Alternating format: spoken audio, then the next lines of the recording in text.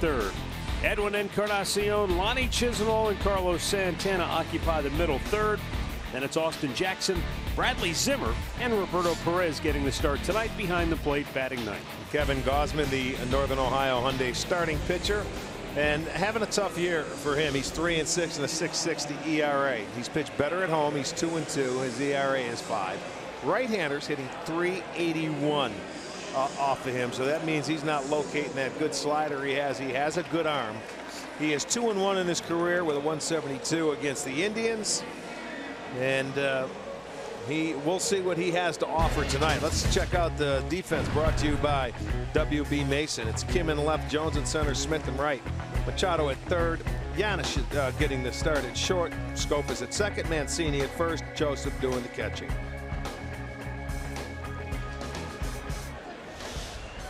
Umpires tonight, Ryan Blakeney has the plate, Adam Hamari at first, crew chief Bill Miller down at second, Kerwin Danley at third.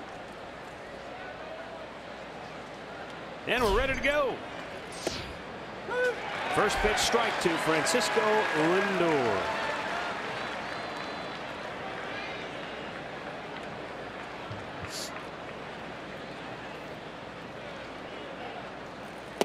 Down and in.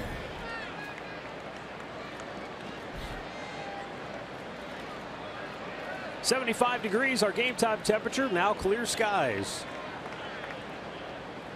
at Oriole Park. 2-1.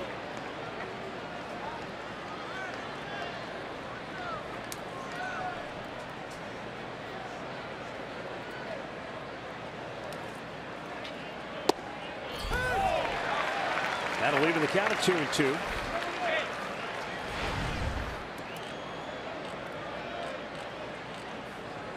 Lindor got things started with a base hit last night. Slaps that out of play. Gausman, the last time he pitched against the Indians came last July 23rd. It was a win. He tossed 7 shutout innings, allowing 4 hits and just 3 walks and 7 strikeouts. The 2-2 out of play.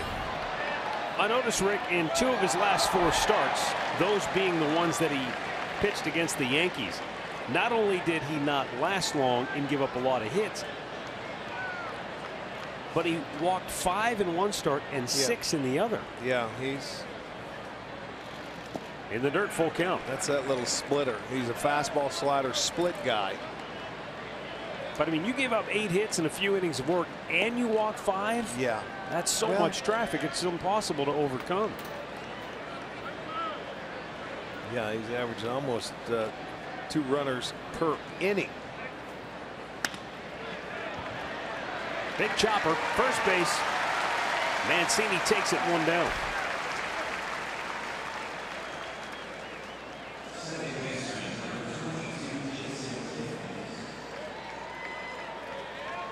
That'll bring up Jason Kipnis.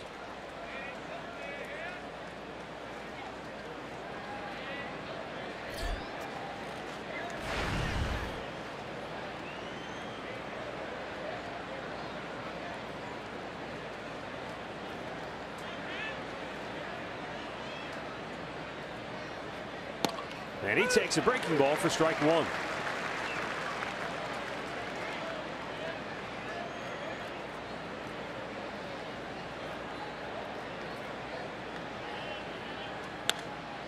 Fastball fouled back. Gausman this year, opponents hitting .331 with 4 homers that first time through the lineup, so they've been able to get to him early. We mentioned it last night when Chris Tillman was on the mound. He has been struggling, so they've been falling behind early as a team. Went inside, and Kipnis fouled a pretty good fastball back to the screen. The count 0-2 with 1 out here in the first inning.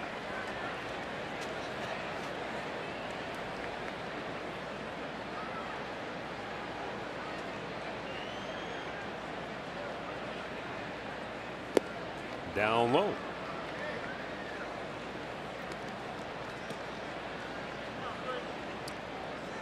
Gausman does have a bevy of pitches in addition to the splitter and the fastball. He will occasionally mix in a curveball, slider, and a change. Like that one right there to strike out Jason Kipnis. 2 down.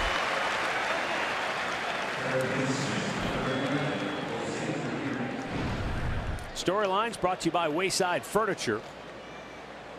Jose Ramirez and Edwin Encarnacion have been a very potent 1-2 punch in the Indians lineup. And for Carlos Carrasco, keep it down, keep the birds in the yard. They got loose last night. Yeah, they did, for 3 homers. 5 out of their 6 runs scored on the long ball.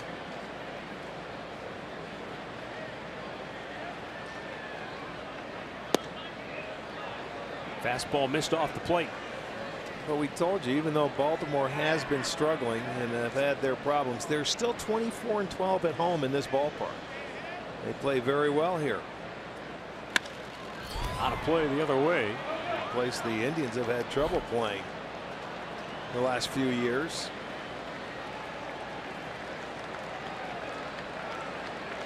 Baltimore started this homestand winning 2 out of 3 from St. Louis. But they had to score a lot of runs in the process. As we mentioned before, 16 consecutive games. The Orioles have given up at least 5 runs.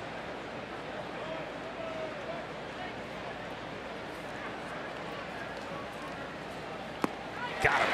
Chased one down. And Gausman strikes out a pair. The Orioles are coming to bat.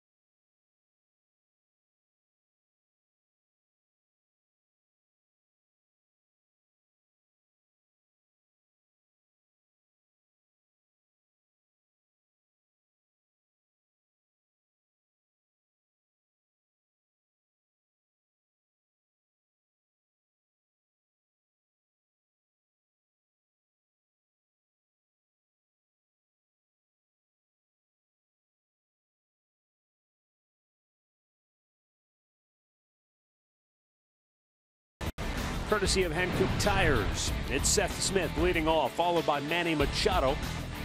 Adam Jones will hit third. Mark Trumbo, Trey Mancini, and then Jonathan Scope. Hyun-Soo Kim, Caleb Joseph, and Paul Janisch gets his first start batting ninth.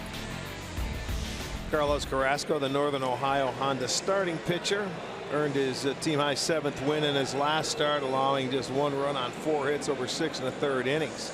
He did walk 3, had 7 strikeouts against Minnesota, but been throwing the ball very well. Has won 5 out of his last 6 decisions. Right-handers, it's been tough. A 199 batting average against Carlos, and this is predominantly a right-handed hitting lineup for the Baltimore Orioles.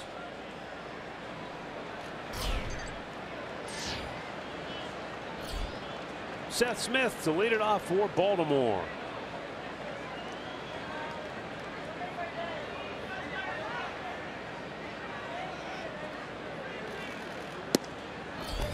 And Carlos Carrasco misses down low, ball 1.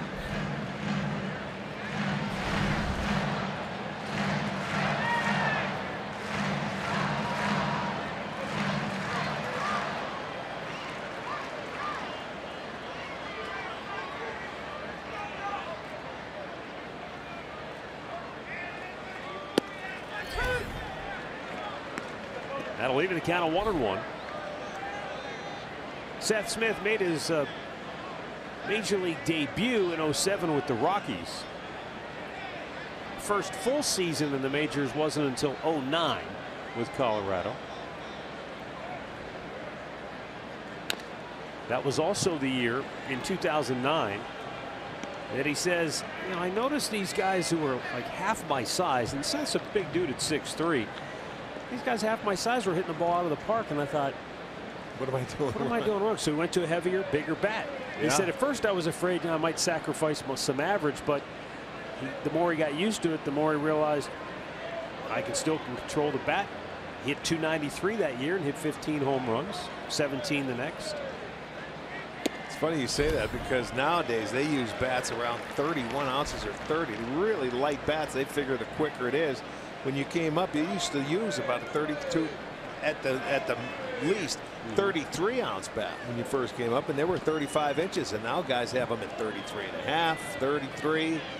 I mean, they use small bats now, and that's why I think a lot of them break. Like that one right there. One down. No, that was just a good pitch. It was hit off the end of the bat. Carrasco had some really good movement to it. Well, it's kind of funny being here in Baltimore when you talk about bats. We'll get to that in a moment. Yeah, let's set the defense for you. Brought to you by Ram. Jackson, Zimmer, Chisenhall in the outfield. Ramirez, Lindor, Kipnis, Santana on the infield. Perez catching.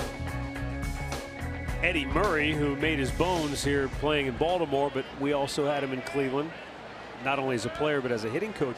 But not many guys swung a bigger, heavier bat than Eddie Murray. Right. And I don't remember what it was, a 36 ounce? Well, it was a big one. I'm not sure how heavy it was as far as the ounces go, but there was one guy that listened to him a lot over there. It was Coco Crisp when he was the hitting coach in Cleveland. Coco did.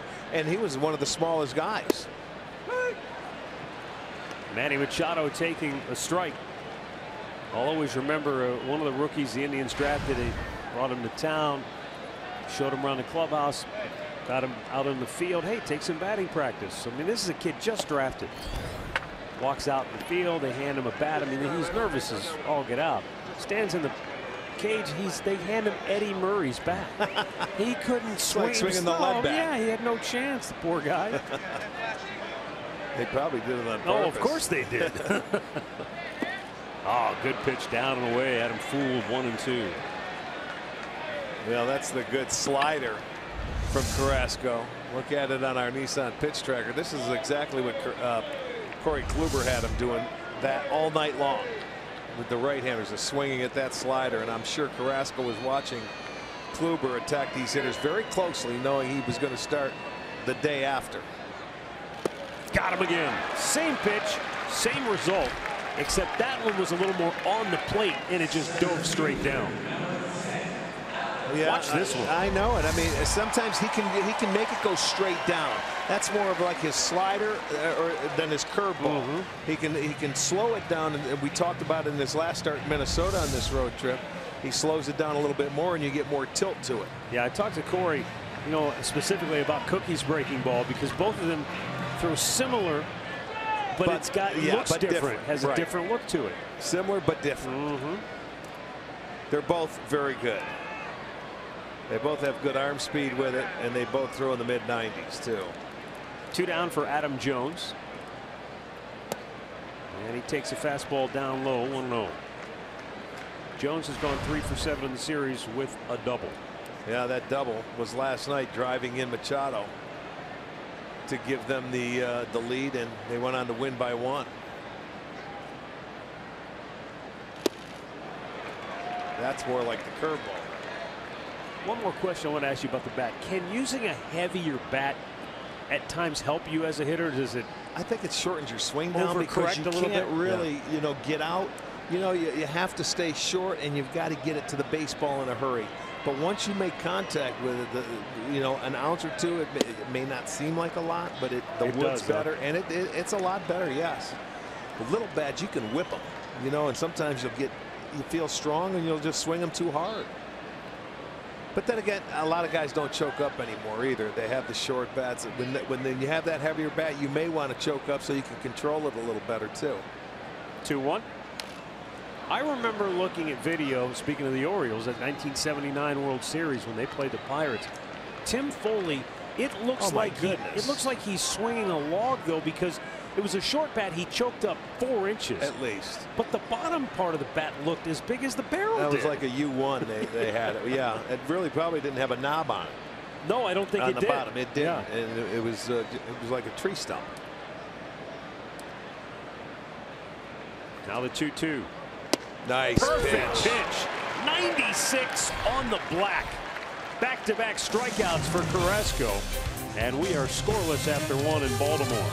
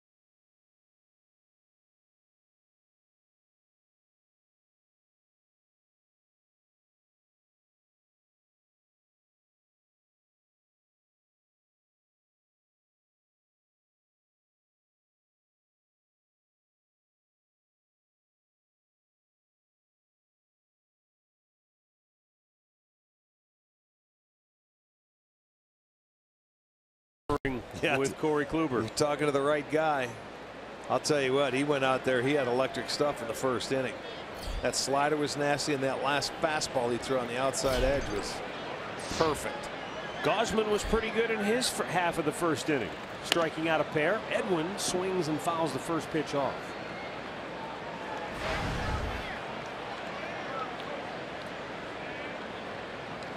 Isn't that amazing how fast he got to 17 home runs? Yeah, it is. But you know, that's how it is with home run hitters sometimes. The real home run hitters, Matt, they pick up 6 in a week. We've been watching it this year, how guys have really been on the binge homer attack at times. And here's Edwin in his last 12 games has hit 7 home runs. Yeah, but that's driven pretty well to center, but not deep enough as Adam Jones makes the catch for out number 1. I mean, look at Cody Bellinger. I mean, I know he's just a kid, but 22 and 52 that's is unbelievable. Outrageous. Nobody's ever done it that fast. That's unconscious. You know, and you figure, okay, a rookie can't stay on a hunt that long, but he certainly has. Now Lonnie Chisenhall.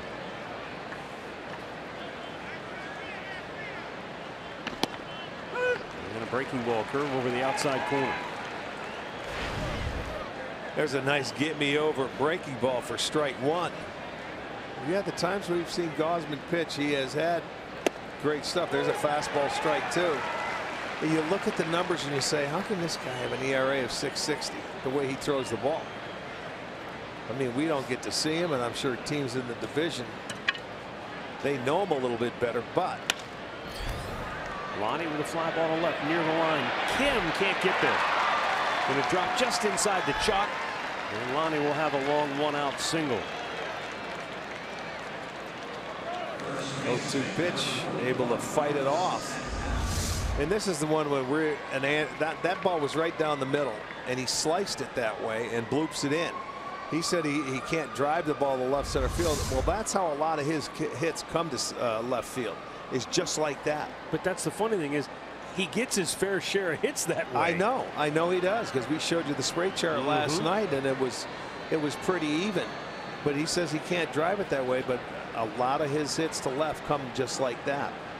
Now Carlos Santana, 3 for 6 with a homer in the series. That's outside, ball 1.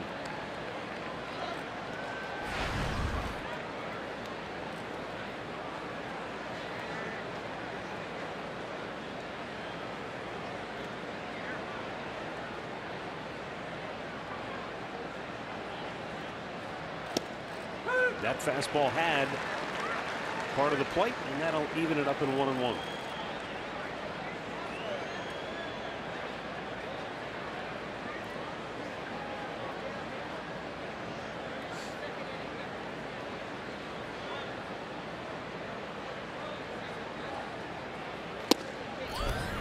Kevin Gausman grew up in Colorado.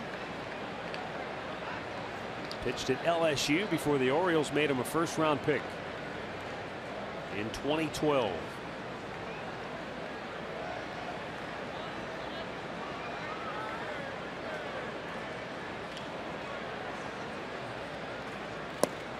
A little low, 3-1.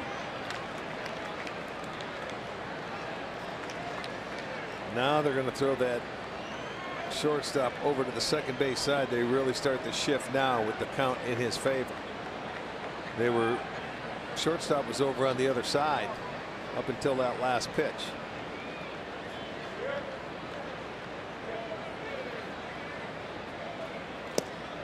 That one had a lot of the plate and wanted it away. That's really not where Gausman, I don't think, wanted to throw it, but Santana must have been looking for something middle in.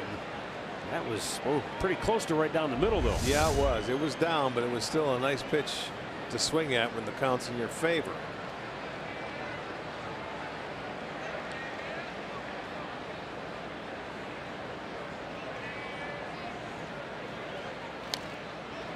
And Santana shoots that fastball back out of play.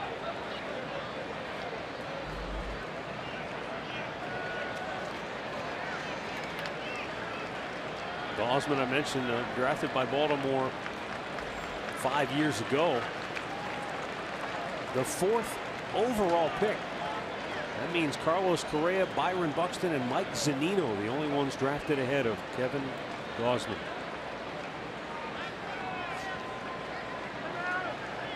Time call.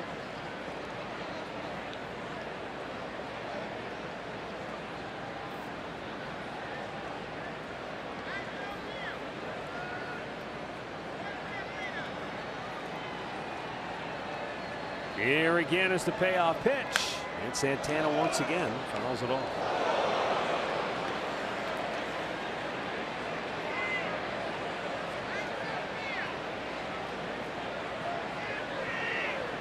Oh man, somebody's going to need a new monitor. Is that in the suite or is that in the press box somewhere? I'm not sure. Again, a 3-2 offering coming to Santana. And he chases it in the dirt. 3rd strikeout for Gausman. 2 down. Well, this has been an effective pitch to the left-hander so far this first time through, and that's the split. Kipnis swung at it. Santana swung at it. That's a ball that just disappears. That's a pitch you're going to have to make him get it up. I know it's tough because they're having a tough time picking up their spin on it, and the bottom falls out. But when it starts down, you got to let it go. Austin Jackson with 2 down, and Chisenhall at first takes inside, ball 1. Let's go down to Andre. Well, before the game, Terry Francona just wanted to talk about what Austin Jackson has done for his team. He says he loves having young guys and watching them mature, but what Austin's brought, especially with Michael Brantley out during this trip, he said you just can't get that from many guys. He doesn't complain where you hit in the order, play him anywhere in the outfield. He says he feels like he's healthy and using the middle of the field, and he loves that because that can help guys when they're in slumps. Well, he knows that he's a professional. He knows, man. He knows what his role is, and any opportunity he has been ready for. And the way he's swinging the bat right now, this is the best I've seen Austin swing it in a long time. He's also healthy. That's the one thing he told me. Yeah. He goes, I haven't felt this good. And he goes, maybe not playing every day early is really helping him for now. 1-1 pitch. And Andre, think back to spring training where it wasn't a lock that he was even going to make this club. Right. No, that's a great point. And you know what, though? He said he appreciates the Indians not rushing him, though. Because, you know, so you get in that situation with a lot of teams, and you got to show them from the day you get there that you can play. He said this team never did that to him, and he appreciates it. Yeah, he hit his way on this team, though. He played his way on it. The 2-1 is hit pretty well the other way. Back is Seth Smith on the warning track. Makes the catch to end the inning. No runs, a hit, one left. Middle of the second, still scoreless in Baltimore.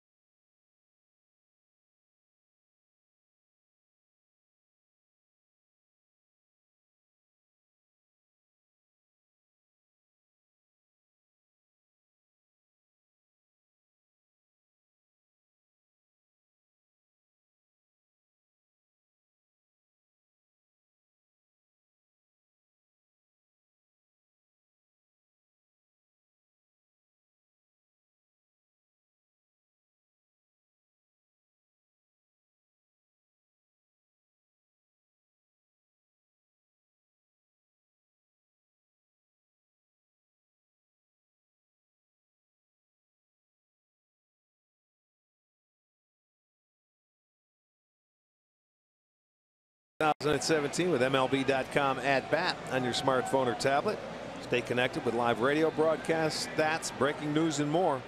Download the #1 app for live baseball. That is MLB.com at bat.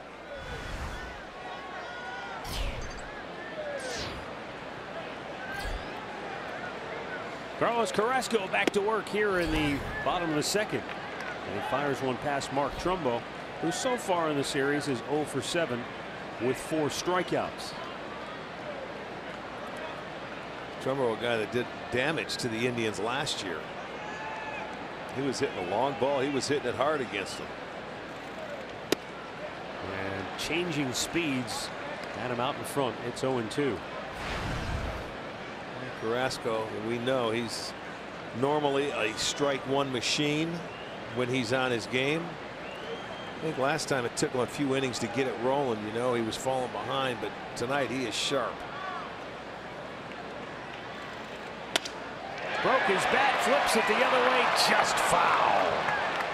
Made a great pitch, and Trumbo was just able to get a piece of it. He lost his bat on the swing, and it just misses foul. So that would have been the first hit. That was off the plate, but Trumbo does a nice job to at least get it. As you can see, it missed by about a foot. Well, now he's got a new bat.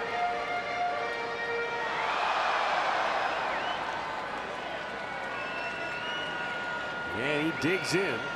Down on the count, 0-2.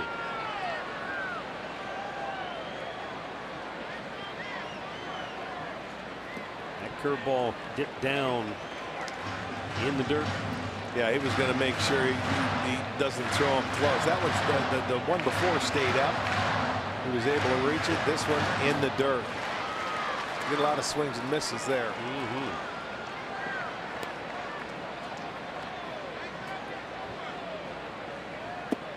Just like that. Stayed with it. 3 straight strikeouts for Cookie. one down here in the second.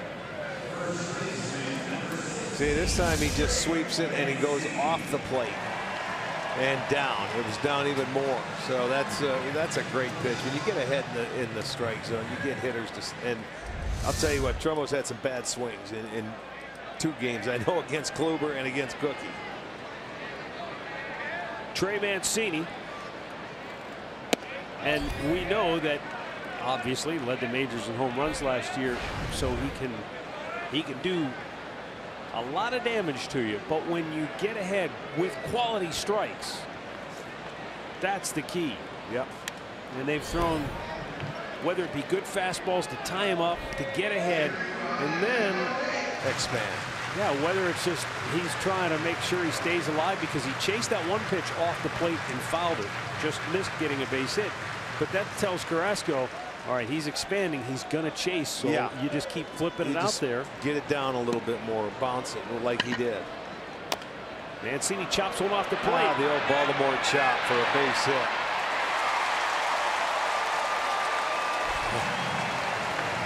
It happens here in Baltimore, right out in front of home plate, and that thing hits so high, nothing you can do about it if you're Ramirez. And what he did is the best thing. It was hit so high, you just hold it. Once it comes down and it hits, even though he bare hands it, hold on to it. You weren't going to get him, so there goes a base hit.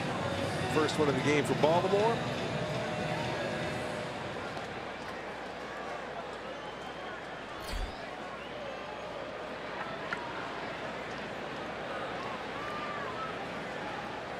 One on, one out for Jonathan Scope. And Carrasco. You don't. I was just thinking, you don't see a lot of front side breaking balls from him. Most of it, yeah, it's away. Absolutely. But there's that's a nice get me over strike one. He didn't want it there. He didn't want it there. Backed it up. Yes, it did. And first pitch hit hard to Ramirez. He'll go to second for one. Kipnis can take his time and turn an inning-ending double play. They go around the horn, and we go to the third, scoreless in Baltimore.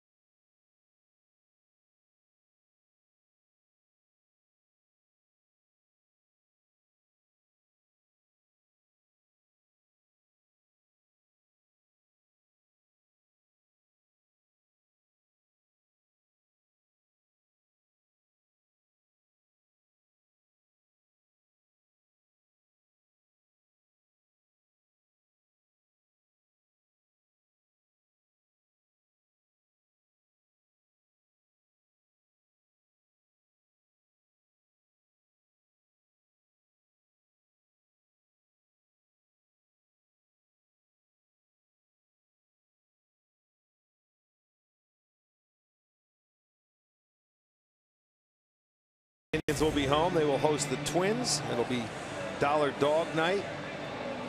10,000 fans will receive sunglasses courtesy of Subway, and after the ball game there will be fireworks presented by Wayside Furniture. Just go to Indians.com for the details.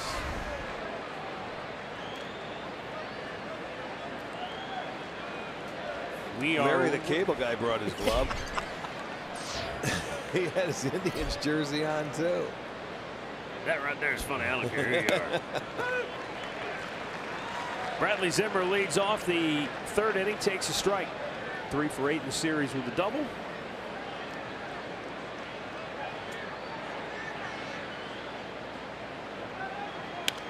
Fouled back.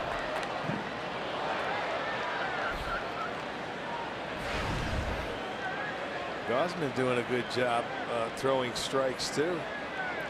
28 of 38 pitches strikes. He's getting ahead, pounding that strike zone as well.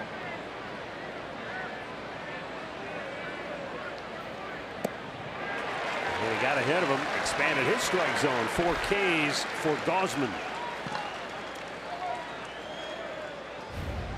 The showstopper for the Dodgers, shortstop Corey Seager, 4 for 5, 3 home runs as the Dodgers routed the Mets 12-0.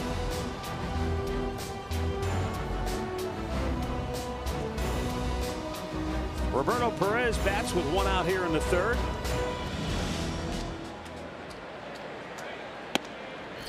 And takes a fastball for a strike. Now here's the stat I have a hard time watching. Gosman has allowed a .441 batting average with 2 home runs and 8 RBIs, are the number 9 hitters in the lineup this year. And I'm thinking to myself, the way this guy's throwing, how can that happen? A lack of concentration or something? To the number 9 guy. Is that potentially, as he just threw it right past Roberto Perez, a problem with facing teams in the division where guys know you too well? It should be. It should be. Not with the way he throws. I mean, 3 pitches and sit down. He didn't even mess around. He didn't even sniff one. No sirree. Well, I told you before, Gosman was a 4th overall pick in the draft. Yeah. So, I mean, it's not like this was some scrub coming out of LSU. But it has not translated in any way at the major league level thus far. I mean, let's take his first year as a starter, which was 2014, full year as a starter. Made 20 starts, but he was 7-7. That's not bad for your first full year. Right. 3.57 ERA, very good. But then the next year he was 4-7 with a 4.25 ERA, and last year he was 9-12 in 30 starts. So, you know, he's under 500 in his career as a major league starter. Fly ball. Fairly well deep to left. Kim backpedaling onto the track, and the Indians go 1-2-3. Well, Gosman is sharp. First time through the order here tonight. Middle of the third, no score.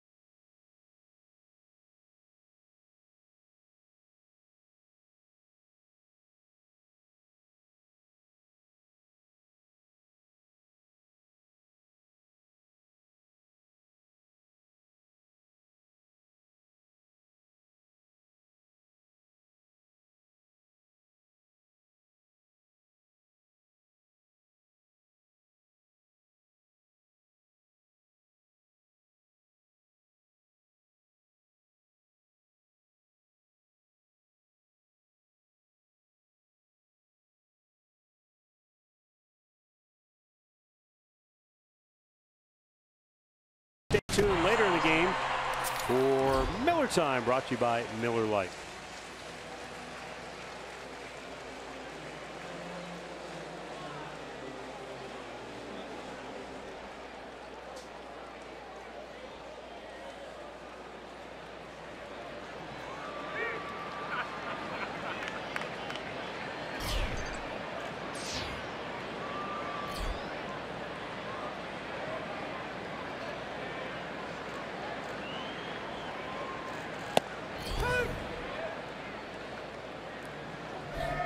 Oh, look who's back. Well, it's a new one. We got a new one. Oh, they make it here? They've made them all here. That's Cookie. You got it. You got it on the first guess. That's pretty good. They were working on that last night. I'll tell you the secret out the bag. Little mini Jose Ramirez made it to Cleveland today, or made it to Baltimore. He was in Cleveland. He got here today, and Cookie and I spoke before the game. You see the cookie right there that they have that they just made. They already are in the process of making a Kluber, making a Jason Kipnis, a Lindor. If it's up to Carrasco, we will have a ball like that of every player on the team. That's when Ramirez took off. Right. When he made that ball. Remember back in Cleveland, we showed you that they were making the whole 9 innings. Right. Well, I don't know. Cookie knew that his was ready already today. When I talked to him earlier, he didn't know a cookie was being made. Trevor Bauer and Kluber made sure that we had this one together since he was so keen on getting the one for Ramirez going. Just let everybody back in Cleveland know there's a plan for everyone to have one at some point in time. I'm making an arch. I'm getting the moose. No, I want to see yours. Oh, mine is easy. They've already told him to do mine. He said mine will be easy. No hair. Yeah, right. Right back to him. And Cookie fires to first. 1 down. Well, there you go. One hopper right back at you. Field your position. He's in good fielding position. That's a little PFP right there in the 3rd inning. And he gets the leadoff man out number 1. A little smile. Yeah, because he's happy that somebody hit one back to him and it wasn't coming back at him at 100 miles an hour where he could actually field it. Well, that doesn't happen all the time. You're right. He's had some tough luck with those comebackers. Oh, boy, has he ever. A facial shot and one in the wrist last year. Here's Cale Joseph, the Baltimore catcher. An off-speed pitch in there for strike 1.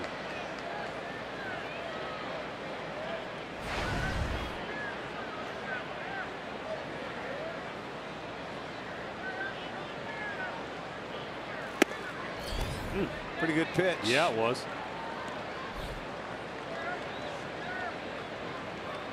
1-1. We're in the 3rd. No score in Baltimore. Each team with a hit so far. And Joseph able to lay off a couple of really good pitches.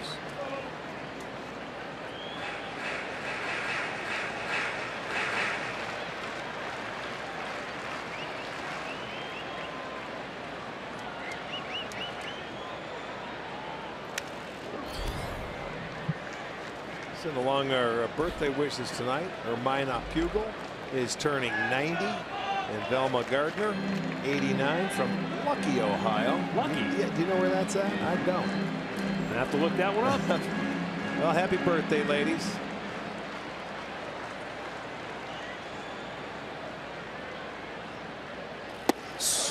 Did he go? I sure looked like he did. And yes, first base umpire Adam Hamari says he went around. That's 4 strikeouts for Carlos Carrasco.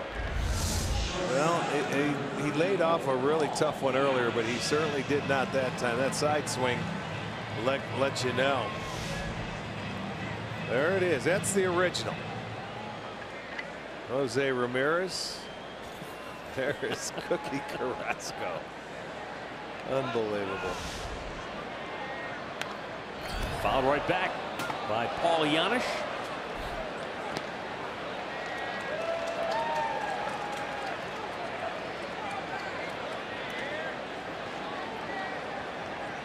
Lucky, Ohio is in Wood County. That tells you a lot, doesn't it? Yeah, where's Wood County? I'm getting to it. Hold on. It looks like I didn't want you to look it up. Looks like it's over south of Toledo. Okay. A little east of So Maumee. not far away. Yeah. Nice. Boy, Cookie made quick work of the Birds here in the 3rd. Back-to-back strikeouts. He's fan 5, and we are scoreless through 3.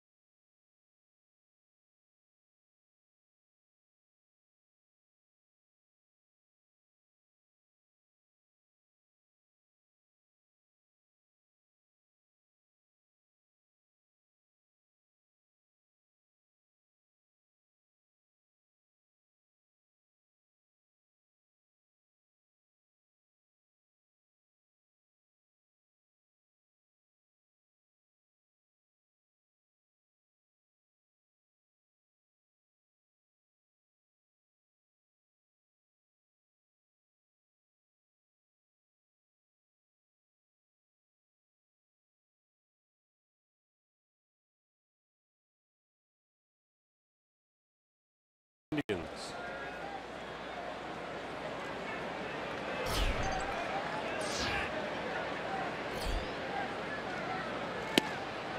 Jason Kipnis taking a called strike.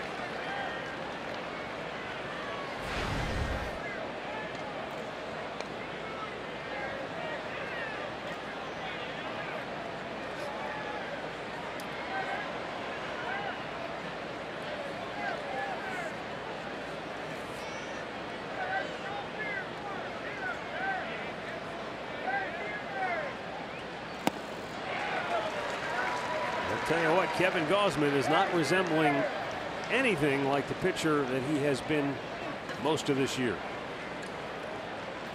Not the first time through, he certainly has not. I guess it goes back to, you know, I heard somebody say this recently. If you're a major league pitcher, at some point, you've got the ability to pitch like this. It's just he has not been able to do it on any kind of consistent basis. Yeah, but, that's right. You know, he went 7 innings against Washington, allowed just 2 runs. Let's see. Against Toronto, he went 6 innings, gave up just 1 run. So there have been some outings. I mean, he went against the great Astros lineup, 6 2/3 innings, 2 runs allowed.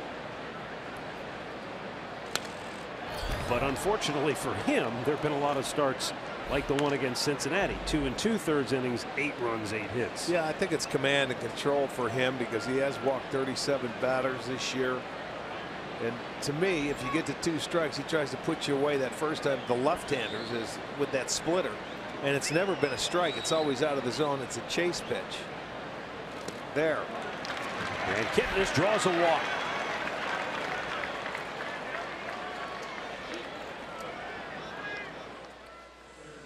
T-Mobile unlimited baseball break.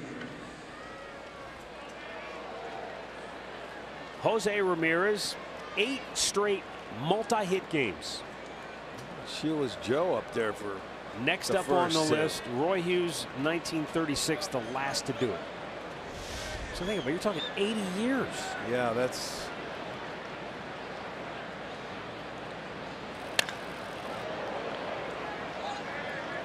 Not fouled by much. Girl played that ball very well off the wall.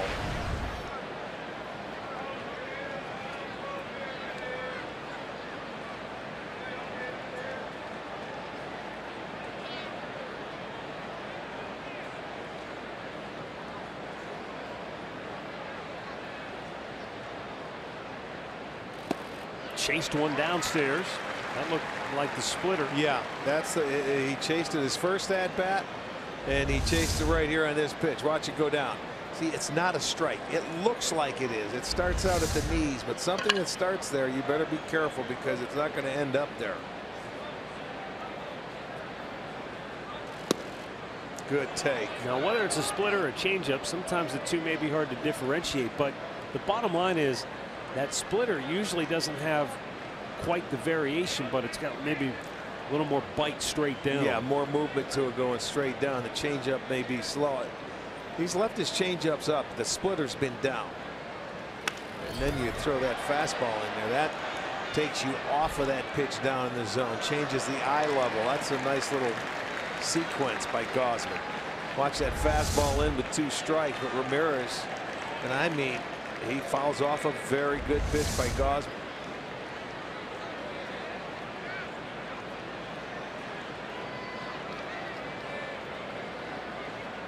You can see Joseph fastball, and I mean away. He wants that off the plate. And that's where he threw it. But you know, he get him to chase. He had Kipnis down, and he went bam, bam. 2 fastballs off the zone that really didn't do anything for the at bat. I liked after he went fastball in to maybe try that little split again that he swung at earlier in the count. Well, second time through the order. We'll see if the Indians can get to Gausman. Fowler just did get a piece of that. And that's what, when you're swinging it well, that's what you do. You fall off tough pitches to live for another pitch and hope he makes a mistake. Sooner or later, he's going to get one too much of the plate. And if he does, Ramirez will get him.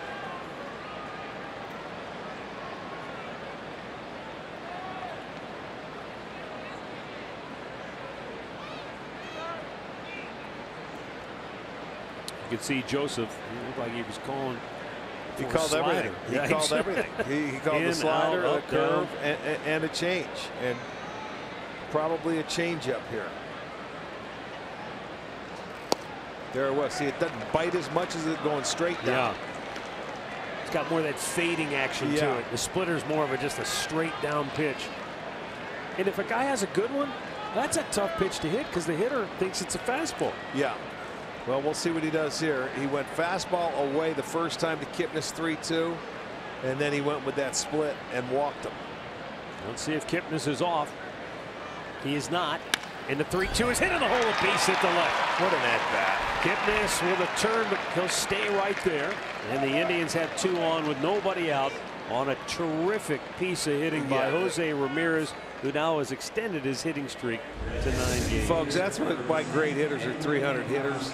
He fouled off a 2-strike fastball at the letters, a splitter that's down off his shoe tops, and he hung in that at bat to get a base hit the other way. Because he didn't try to do too much with it. He also never does. He doesn't try to pull it. He stays on it. You stay alive and you put it in play, and good things happen. And the hitting streak continues for Jose. Well, here's Edwin Encarnacion now with traffic in front of him. I said this. I was on with Bruce Drennan earlier today. You know, if you're a fan of the Indians, I don't know how you can't just love Jose Ramirez. It's easy to like a guy when he's got the numbers and the stats, but I mean his edge, his attitude, everything about him. You needed about 20 minutes to get it all in, didn't you? Here's Edwin swinging and coming up empty on that fastball. This was his first inning. Kaboom. Yes, it was. Now that was a little cutter there that didn't do anything. I love it when he hit Ramirez in the helmet. Jose was like, what did you just do?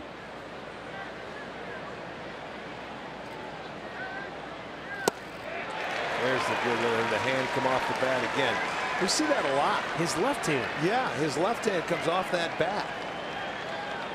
Usually when you swing through, he did it once last night too. It's your top hand that comes off, but it's his bottom hand. It just looks weird because, you know, a lot of times you may only have 2 fingers on the bottom of the bat with your left hand.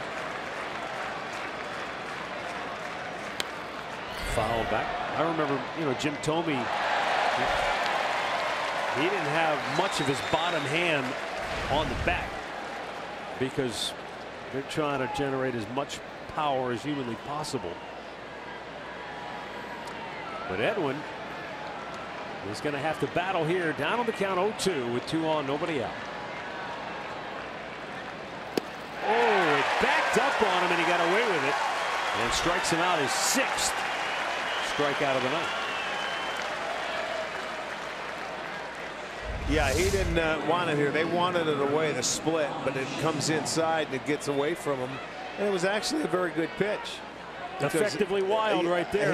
He couldn't get the barrel of the bat out in front to hit it. So that ended up working out being a very good pitch for him, even though he missed his spot. Lonnie Chisenhall flared one into left his first time up.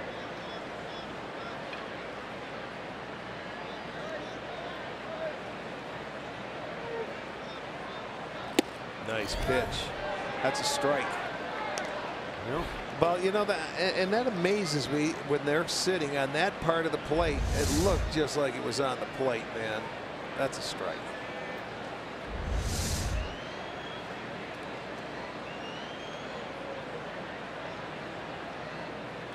He went in there again and Lonnie popped it up. 2 down.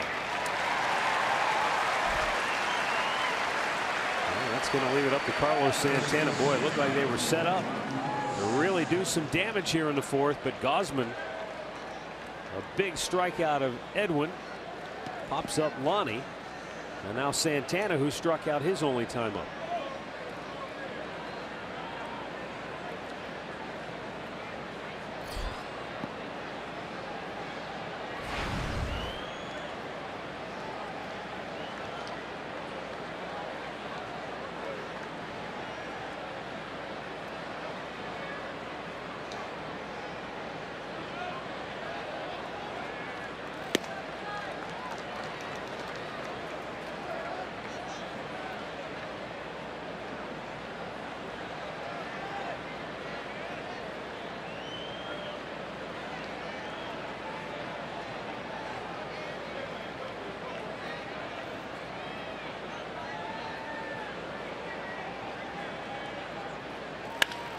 Hit hard to first, but Mancini has it. He recovers in time.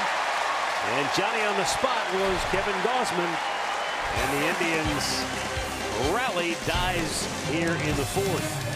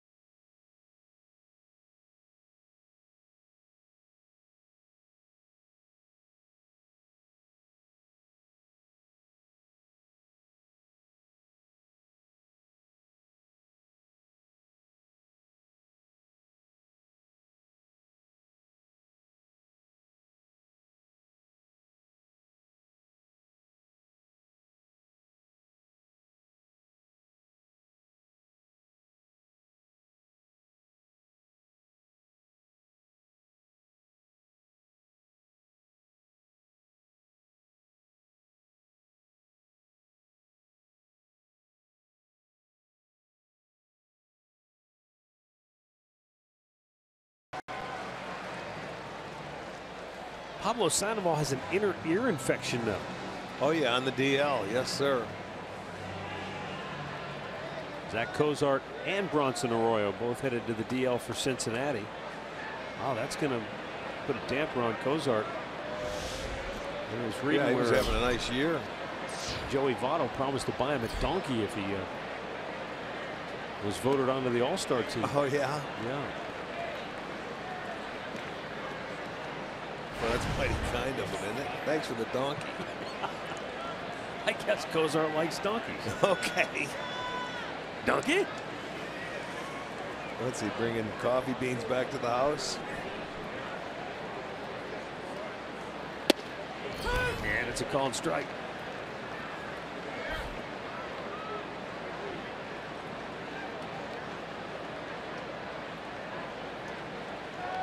Seth Smith tapped one back to the mound. His only time up in the first.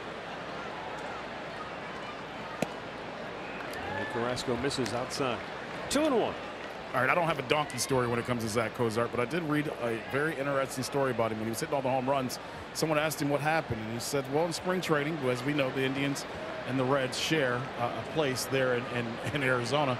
He said he watched a lot of Edwin Encarnacion and how he sets up before a pitch. He changed, start using the same stuff that Edwin used, and the home runs start taking off. How crazy a story is that? It is. That just they happen to be at the same facility. Said he ended up watching a lot of BP from him and played in games against him and figured why not try it. And Edwin was over there in Cincinnati before he left and went to Toronto.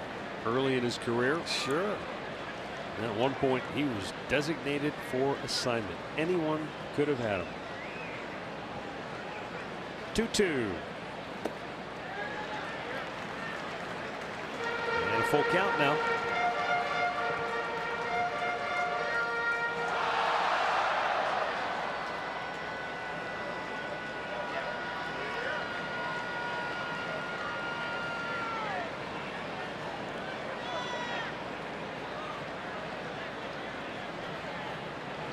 Payoff pitch. Right down the middle of the plate. And that's 6 Ks for Carrasco. 1 down here in the fourth. Now these guys are going pitch for pitch, these two starting pitchers. He had an excellent slider. He dots the outside corner with a fastball, a swinging slider out, another one. They just can't hold up. That slider's devastating. Here comes the low tracer right there. Good fastball. So 6 strikeouts, no walks for Carrasco, allowed 1 hit.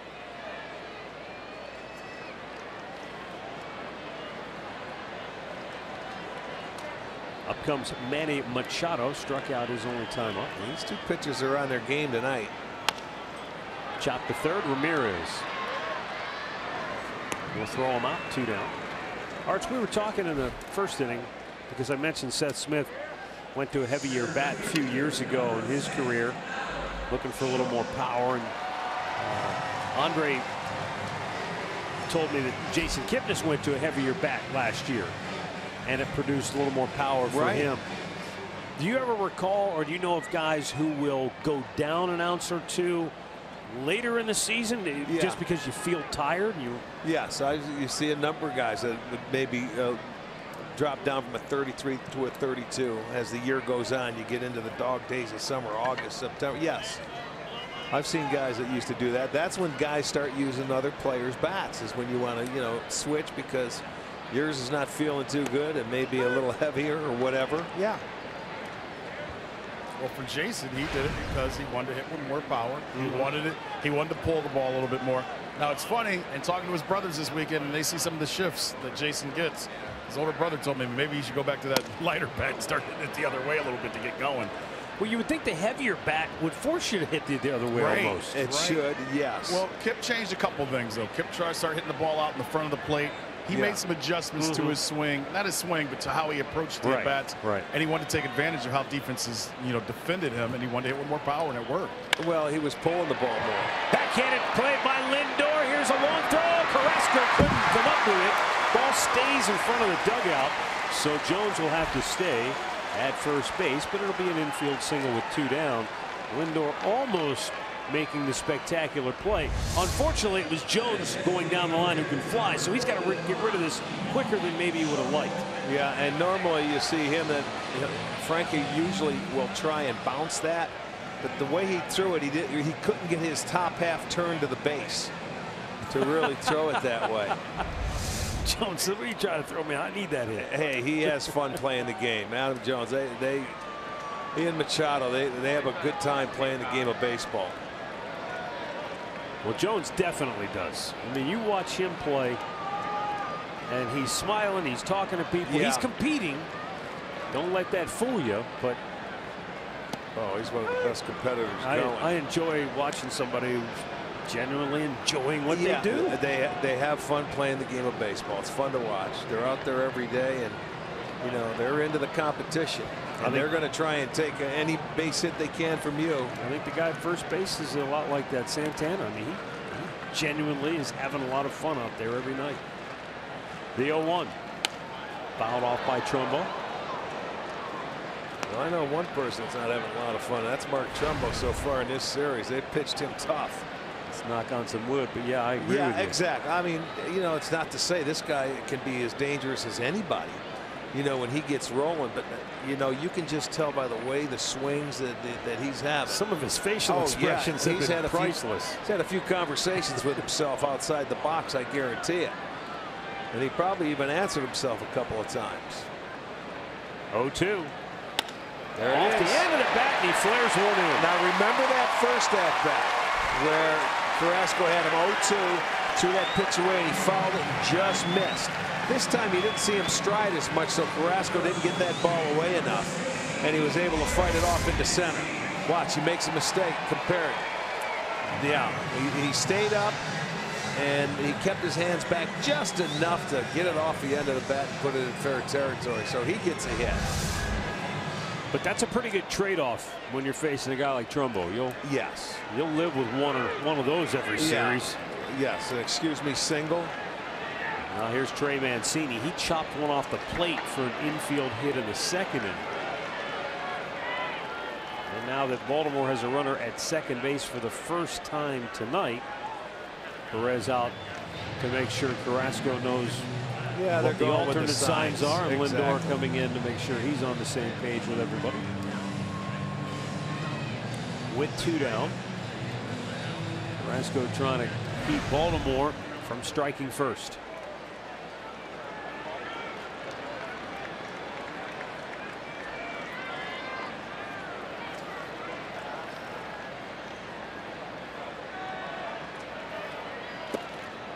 Yes, he did. No, he did not, says first base umpire Adam Hamari. looked like it, but well, he held up.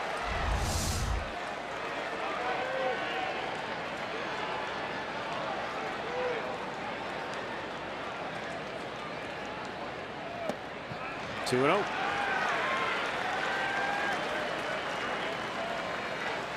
Trey Mancini has had a number of clutch hits, 9 of them to be exact. 2 outs, runners in scoring position. That's pretty impressive for a young rookie. And I'll tell you, the Baltimore Orioles are the best hitting team in the American League with runners in scoring position at 307. They trail only the Rockies in all of baseball in that department.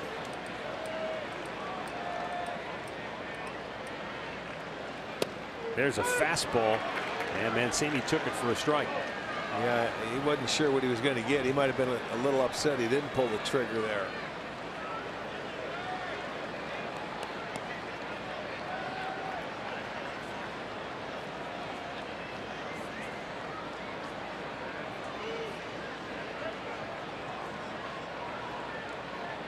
The 2-1. Another chopper. This one stays out in front of the plate, and Roberto has an easy play, and the inning is over. No runs, 2 hits, 2 left. We've played 4 in Baltimore. No score.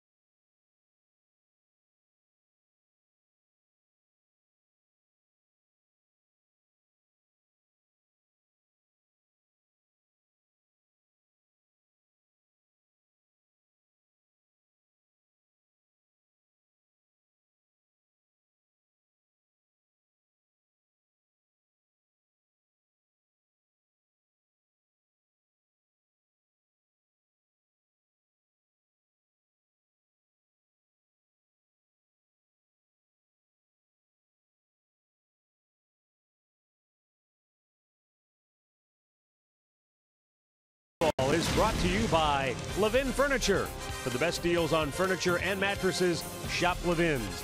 And by your Northern Ohio Honda dealers. Made in Ohio, Ohio proud. No score, top of the 5th. Bottom third of the order, 2 up for the Tribe. Austin Jackson flied to deep right. And a strike at the knees. Yeah, had a very good swing off Gausman his first at bat. Thought he might have had enough of it. It flew out on the track to Seth Smith.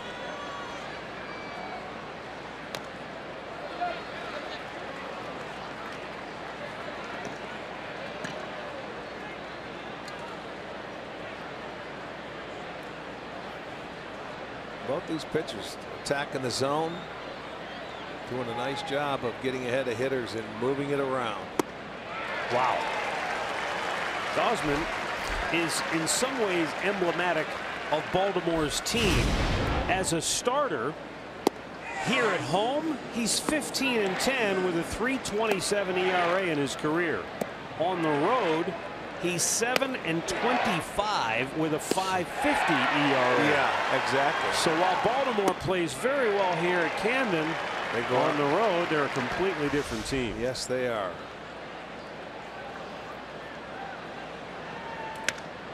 Zimmer trying to go the other way, shoots it foul.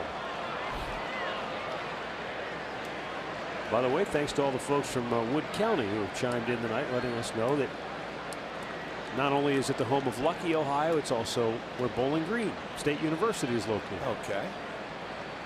Thank you. Fouled back. You tracked it down. It didn't take long, did it?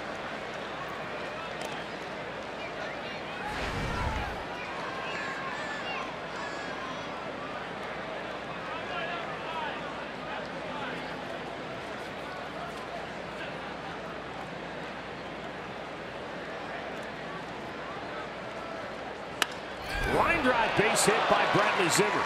And the Indians have a one-out base runner here in the 5th. Now the fun begins.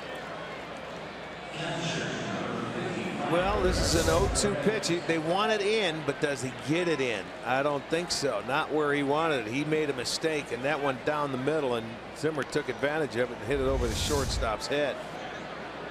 So now he will be on first with 1 out. And you're going to get timeout and get that little wrist apparatus on. Protection if you happen to go head first. Roberto Perez struck out his only time up. Let's see the move. Let's see if we can get a time on Dog. First pitch strike, fastball.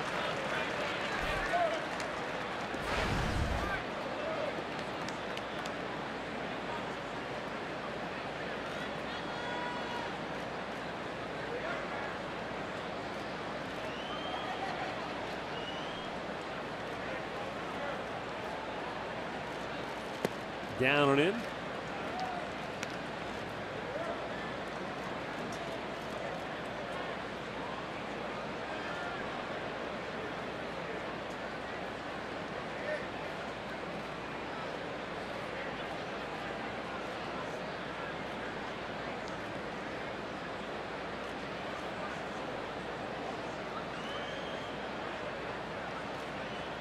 Draws the throw, and he's easily back with a dive. Zimmer has stolen 6 out of 7.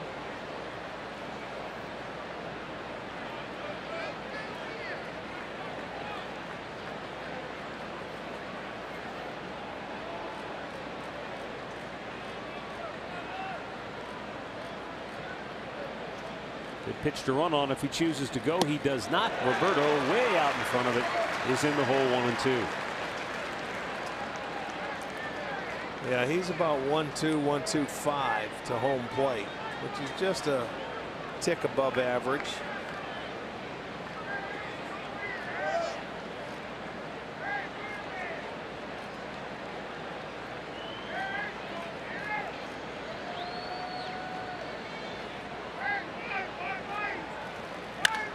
Rockets one into left center. Zimmer will hit second. He'll go to third, and he's going to score. He's going to come all the way around from first base, and the Indians are going to take the lead. Roberto Perez delivers with a line drive smash to left that Kim could not cut off. And with that great speed, Zimmer comes all the way around to score. Well, he came around second and was flying. And that's a mistake to Perez. But what did I tell you about number 9 hitters? He has made a lot of mistakes to them this year. And there you go. One finds the gap. And look at him go. He scores easily. And the Indians break on top. That's now 16 for 36 batting average to the number 9 hitter. And Perez gets him on the board with his 13th RBI. Back-to-back hits here in the 5th inning. And with 1 out, top of the order now. 3rd time through as Francisco Lindor takes ball 1.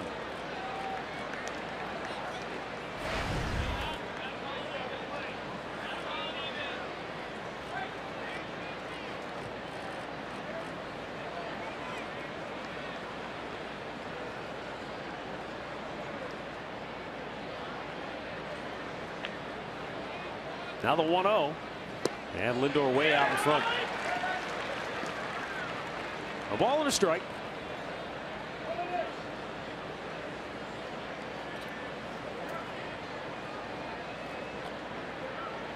Gausman has just hit the 80 pitch mark and allowing his first run of the night. Well, a couple of mistakes that got too much of the plate is what happened, and the Indians hitters took advantage.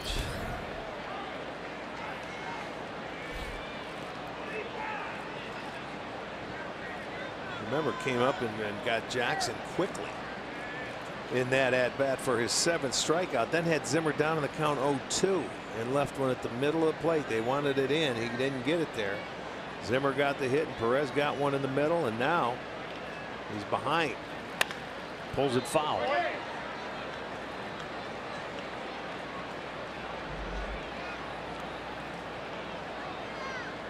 Another 0-2 hit. for Zimmer. We told you how good he hits when he gets down in the count. Add another hit to the total.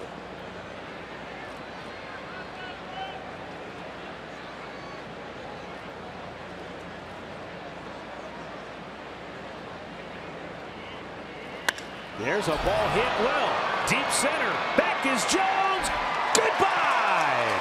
Francisco Lindor. Home run number 14. A 2-run blast to center field makes it a 3-0 Indians advantage. And for Lindor, his 3rd hit in the series, and he's driven in 4 runs so far against Baltimore. Let's watch it. They want it. Oh boy, again, the hitters tell you when you make a mistake, and Lindor jumped on that ball. Hit the bird. Hit the bird. That one was down the middle, and boy, did it ever. It was right next to it.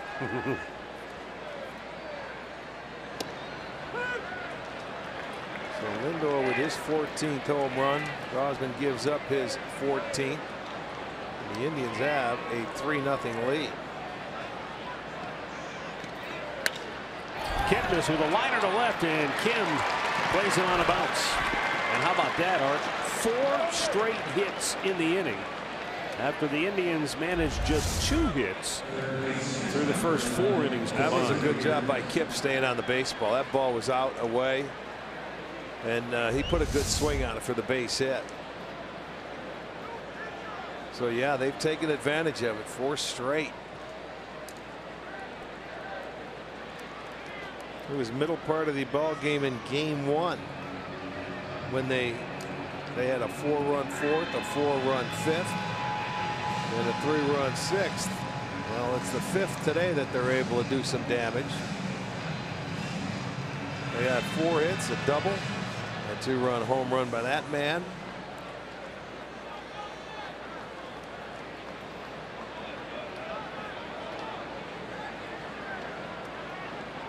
And now Jose Ramirez, who is 1 for 2 tonight, trying to extend his multi-hit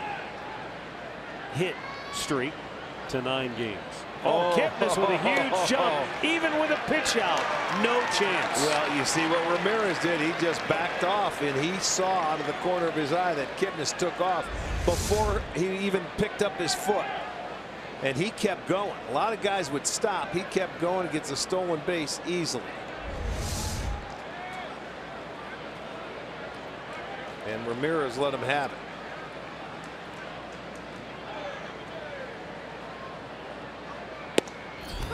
Caught the outside edge.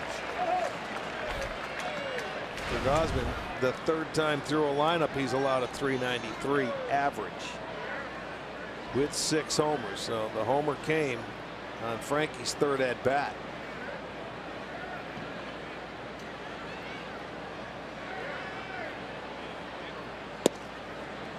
Just a bit outside.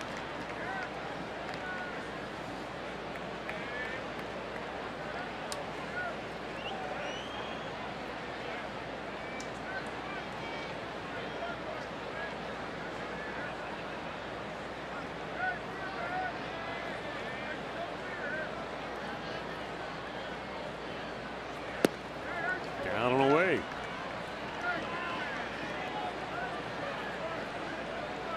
Now he's falling behind hitters, Matt. They're putting some balls in play, hitting them hard, and now he's trying to stay on the edges instead of stay aggressive. And they're getting some pretty good counts.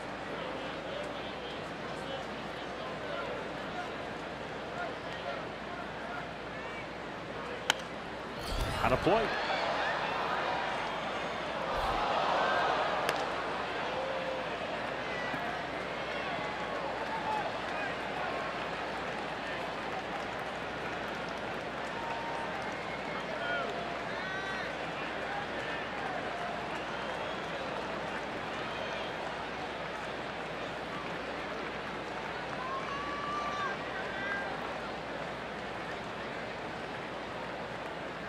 Now the payoff, and Ramirez fouls that away.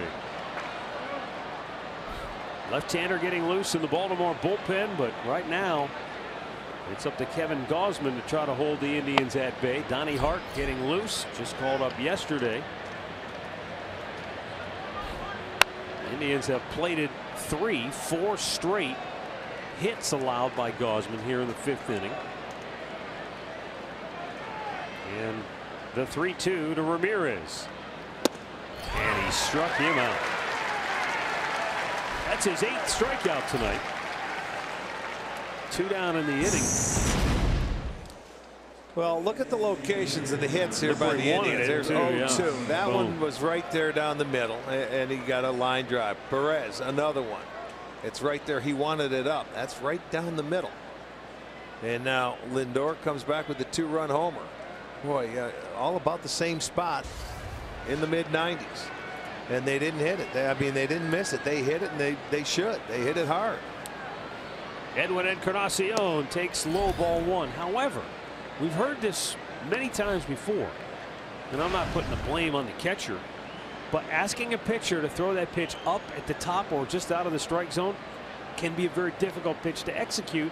And a lot of guys tell us they look at the target and you throw it and you end up missing right down the middle of the plate. Pull it down. That's true.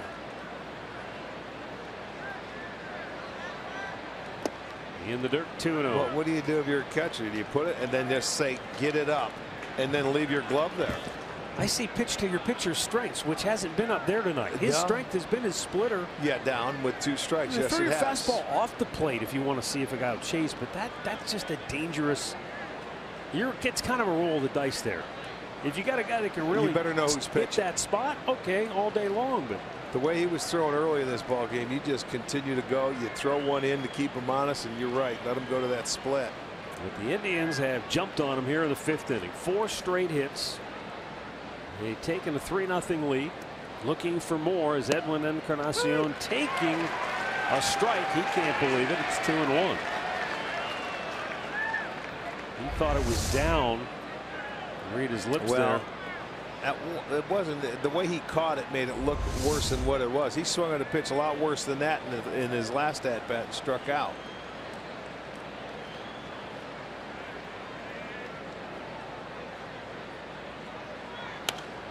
Out of play. 2-2.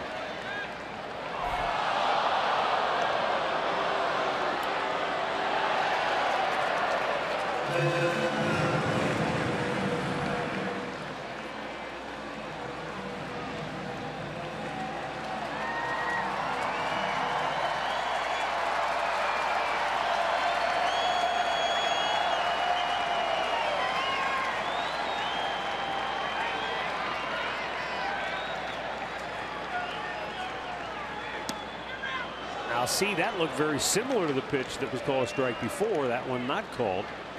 Full count. Well, you know how you said it's kind of an awkward way he catches it. Now watch where the catcher's sitting. Now by the time he's got to come over and get that hand, you can't frame that pitch. I mean, you're just lucky to catch it. It was almost identical spot-wise to that previous pitch, but yeah, he missed his target by a ton. Well, let's see here on the 3-2. Oh, he swung right over the top. Gausman gets out of the jam, but the Indians touch him for 3 in the 5th. Roberto delivers the game's first run. Frankie drives home 2 more.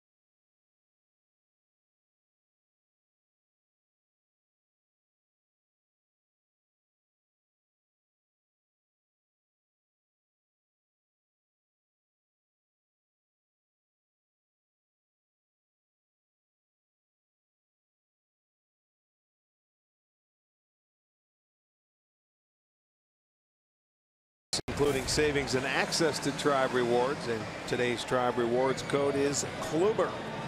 Visit Indians.com for complete details.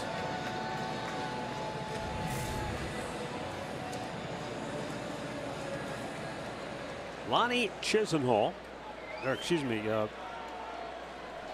Jonathan Scope going to lead off here in the bottom of the 5th inning. And then it's Hyun-Soo Kim and Caleb Joseph. And Carlos Carrasco with a fastball in there for strike 1. Let's see how Carlos reacts after he gets the 3-run top half of the 5th inning. Gave up a couple of 2-out singles before he got out of it last inning. Wow, that was wicked.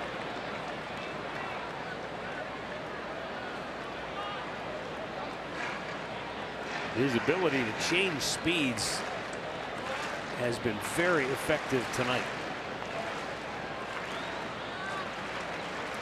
Well, his weapon, not only that slider, but he's got a lethal changeup too. Number 7 when he throws it. Well, you talk about the old Ray Miller, who was here in Baltimore for many years. Work fast, throw strikes, change speeds. He's been doing it all. Yes, he has. Yes, he has. And he's got his strikeouts, no walks, 3 hits allowed. Hyun-Soo Kim tapped one back to the mound. His only time up. You know, there are not a lot of comfortable swings when you face a guy like Carrasco. When you get in that batter's box, boy, you've got your work cut out for you, because he's down in the zone. He moves it in and out so well, and he has 3 different weapons to come at you with. Look at that fastball away, strike 1. Drops a little slider out on the outside corner, strike 2. And as a hitter, now what do you do? What do I look for? Well, this is unhittable right here. Yeah, it might have looked low.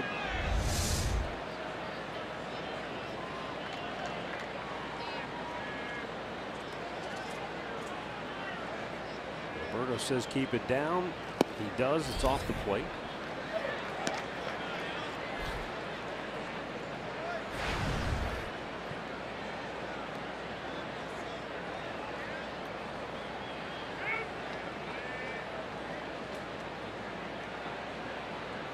And he struck him out with a wicked breaking ball. That's number 8 for Carrasco. He's featuring everything tonight. I know it. I know he is.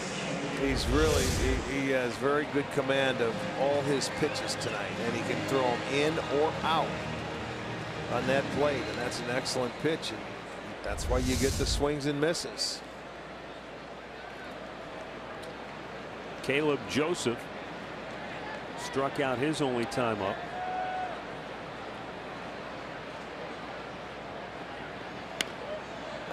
And you know, when you're throwing like that, hitters don't want to get to 2 strikes, so that's why you'll see him swinging at pitches. You're saying, why did he swing at that pitch like that last one? Yeah. Because I don't want him to get ahead of me. I get it. You think he's going to get a fastball, you're going to get one early.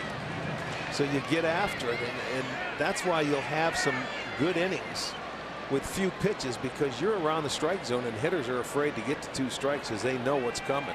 A strikeout. He has retired the side in order already twice. He's faced the minimum number of hitters 3 times out of 4 innings. He's got a chance to set him down 1-2-3 here in the 5th. Got a chance to punch out the side. In the air, left field, routine. Jackson makes the catch, and for the 3rd time in 5 innings, Carlos Carrasco sets him down 1-2-3. He has fanned 8 so far tonight.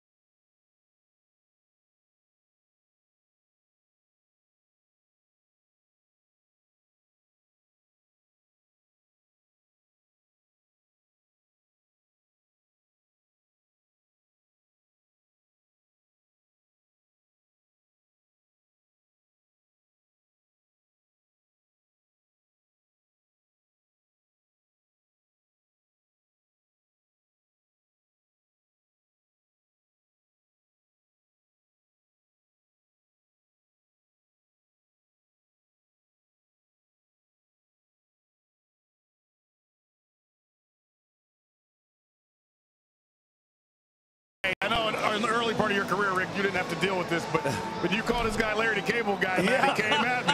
He said Larry the Cable Guy isn't fat and squatty like him. They're the Melendez boys. He said, that's Larry, he's a big man. He said, don't treat him like that anymore. He said he appreciates it. This is his favorite jersey. Loves coming here. And I guess Twitter and cell phones, we can't make fun of fans anymore. Mr. Melendez, that was Rick Manning who said that. That's right. I said it. Put some sleeves on. Let's go. Cover those arms up. Tell him, Andre. Tell him. It was a good joke, though. That's awesome, man. Great fans. As Lonnie Chisenhall takes up high ball one. That's right. I said it. Tell him, Andre. I see him pointing up here. There he is. That's pretty funny right there. That's right. I don't care who you are. Oh, good. Good time. It's a pretty sweet tat he's got. He's got the whole arm going there. Yeah, to go out get one done tonight after the ball game. 2-0 pitch to Lonnie. And that's low. 3 balls, no strikes. Indians sent 7 men to the plate in the 5th, tallying their 3 runs. Gausman just over 100 pitches on a short leash. And Buck Showalter mulling over his options in the dugout right now. And let's tell you that Sports Time Ohio is giving you a chance to win one of 25 pairs of tickets or the grand prize of a VIP experience to the Luke Bryan concert at Progressive Field coming up July 15th. Enter the sweepstakes at foxsportsohio.com for your chance to win. And that is the second walk issued by Gausman tonight. And the Orioles go to their shift. 3 men go to the right side of the infield.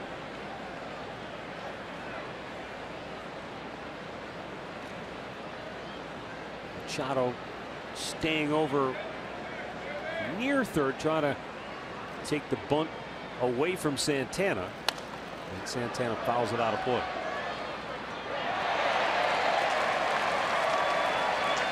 Earlier today, Kansas City got an 8th inning grand slam to come back and beat Boston 6-4. Twins lead the White Sox 4-2 in Minnesota. They're in the 4th inning.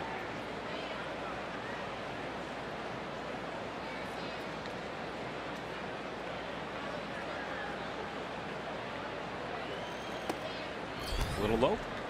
1-on-1.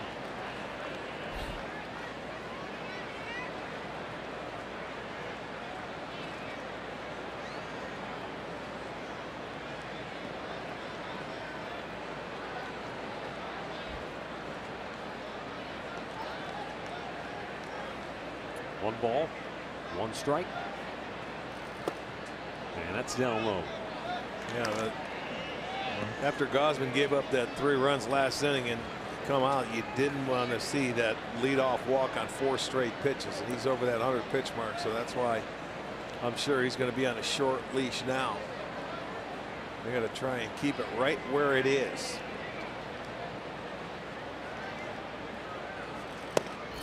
That's low. 3 balls and a strike. Matt, I don't know if our last shot had that, but we talk about how Lindor and Ramirez push themselves. They're right now with an iPad going over every pitch that's come that they've watched together and talking about what they see. And if you can see, that's from a left-handed pitcher. I don't want to give away the secrets, but they're getting ready for whoever comes in left-handed. Yeah. But it just tells you the steps those 2 have made and how they push each other to continue to be ready when their time comes to play. There's a strike, full count. We're seeing this more and more in pro sports. They're taking advantage of the technology that's available. So rather than having to walk all the way down to the clubhouse to the video room, if you can look at it right now in the dugout, you don't have to leave. Here's who's warming up. Here's who's coming in. This is what he features. And the tremendous thing is Lindor, for the first year of his career, wouldn't look at any of that stuff. He just showed up and played, and now he realizes it helps him. Just want to try to find any sort of edge you can.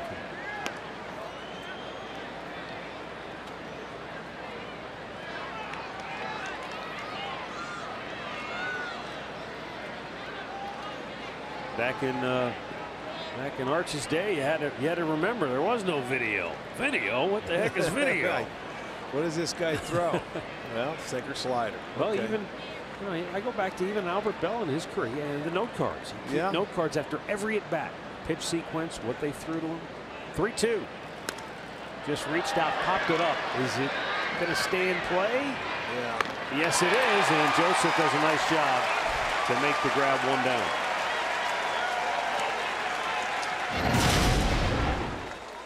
In-game recap brought to you by your Toyota dealers. No scoring until the 5th. With one out, Roberto Perez lined the double all the way to the left field wall. Zimmer scored all the way from first. And then Lindor, a 2-run homer. Frankie's 14th on the year. And it's 3-0 Cleveland as Austin Jackson bats for the second time tonight. Jackson nearly got the Indians on the board in the second inning. He sent a drive to right field that sent Seth Smith to the warning track, and he made the catch about a stride in front of the wall where the bullpen, or where the, I should say, where the grounds crew is fenced in right field.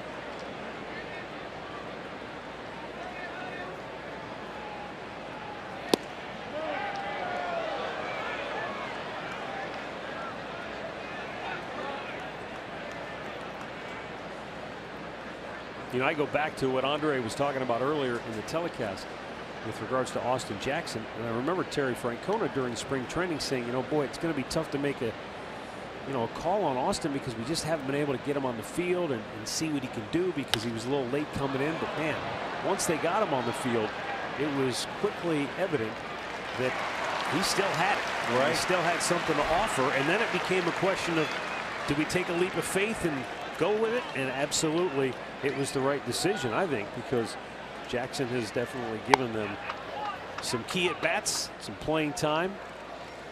And Buck Showalter has decided to go to the bullpen. The Cleveland Clinic call to the pen has been made. Kevin Gausman's night is over after 5 2/3. And left-hander Donnie Hart is coming on when we come back.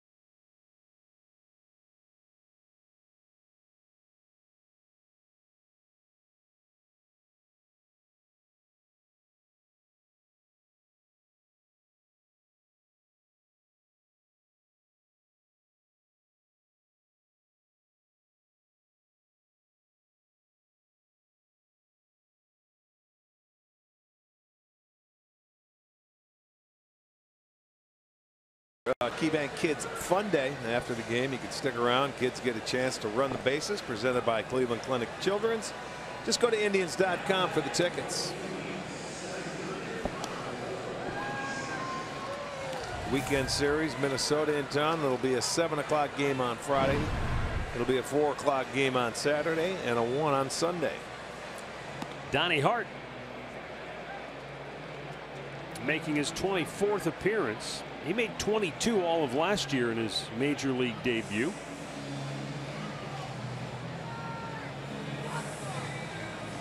.112 pitches for Kevin Gausman tonight.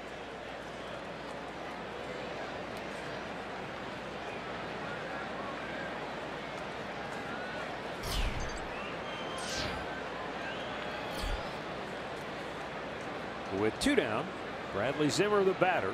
Singleman scored his last time up.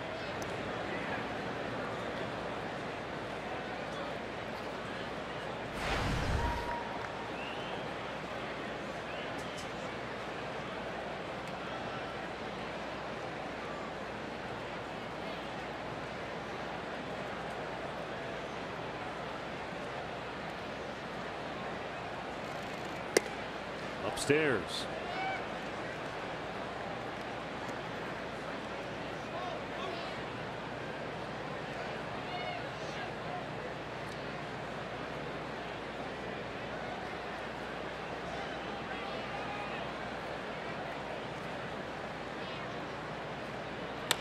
Right back to Hart. Flips it to first. Inning over. Middle of the sixth. Cleveland 3, Baltimore nothing.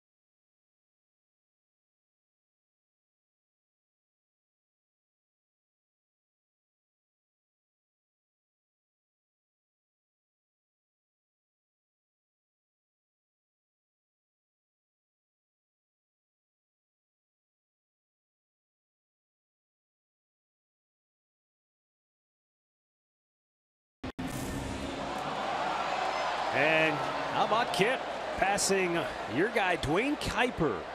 Yeah. The fourth most games played at second base in Indians history. I shared that with Jason before the ball game, and he said, "How far do I have to go to catch Wamby?" I said, "Well, you got a ways. ways. Not a lot, but no, you know, a couple of years." But then I told him, you know, Wamsgan's turned an unassisted triple play in the 1920 World Series. They called him Wamby. He said, "Great nickname." Yeah. But that's hey, that I don't care. That's pretty impressive. It's grinding your way through season after season, playing Yes, middle it of the is. diamond. Like we talked, it just doesn't seem like he's been here that long, but he certainly has. The funny thing is, he was laying on the couch before the game in the clubhouse, and I was kneeling down to talk to him. It took me about 30 seconds to straighten up. He said, "Are you okay?" I said, "Well, I'm almost 50. He said, "Well, I'm almost 30 and my knees are killing me." I said, "Wait till you're 50. That's why he was laying on the couch. That's where you should have been. He should have got down to you and said, "Hey, Matt, you got to switch." Oh, man. Here's the 2-1. Swung out and missed. Carrasco has had it all working tonight. Paul Janisch struck out in the third. Cookie has fanned 8 on the night.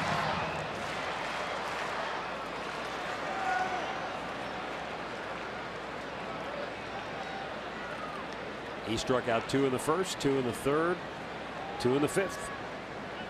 1 each in the second and fourth. And he's got another strikeout to start the 6th inning. Number 9 for Carrasco. Well, when you want to look at this center field camera, just watch. If you think hitting is easy, just watch the movement on some of the pitches from Carrasco. Some of them are coming at 95. Some are coming at 88. Some are coming at 80. you know, all different speeds going in different directions. It's not easy to hit a baseball coming like that. And Baltimore showing you that's true. Carrasco is just dealing tonight. Giving up just 3 hits in his 5 1/3 inning, 9 strikeouts. You know, he watched Kluber the other night, who had 11 strikeouts, didn't walk anybody, and allowed 3 hits. Well, I'll tell you what, this game is following suit.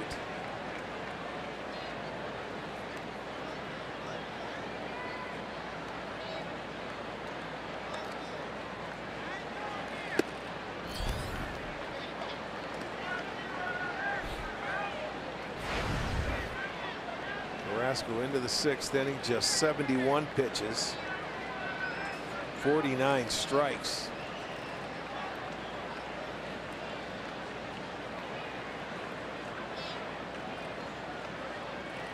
Seth Smith lines one through the open hole on the left side of the infield. And he's got a 1-out single here in the 6th. You know, he did the exact same thing last night to Josh Tom. He stayed on the baseball in the 3rd at bat in the 6th inning, and he drove it right back up the middle. They have the shift on. That is almost identical to what he did last night in his 3rd at bat. It was a very nice swing. You know, he gets the 4th hit.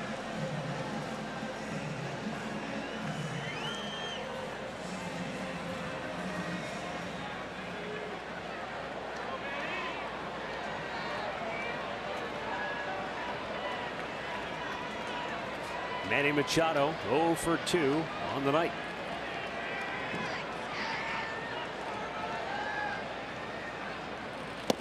And a fastball low right at the bottom of the zone for strike 1.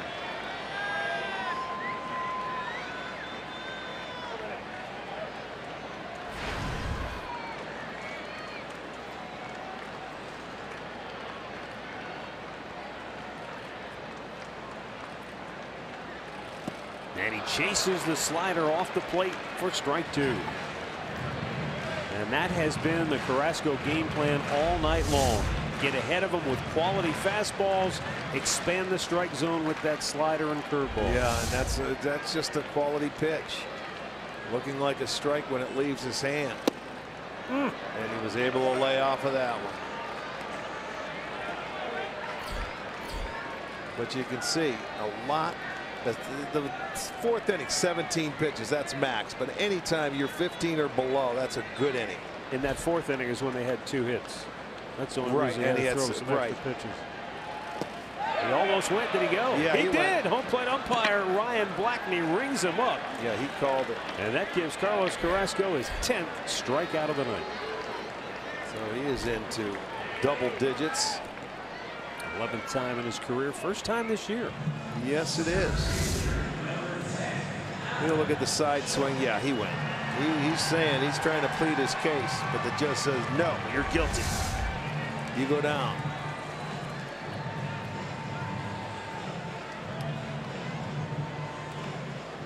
Up comes Adam Jones. Jones had a 2-out infield single in the 4th. So think about that.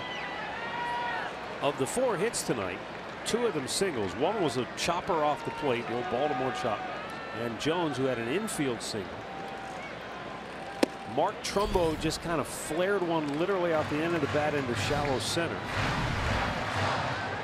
So Seth Smith, with his opposite field approach, really is the only guy that barreled a ball up tonight against Carlos Carrasco.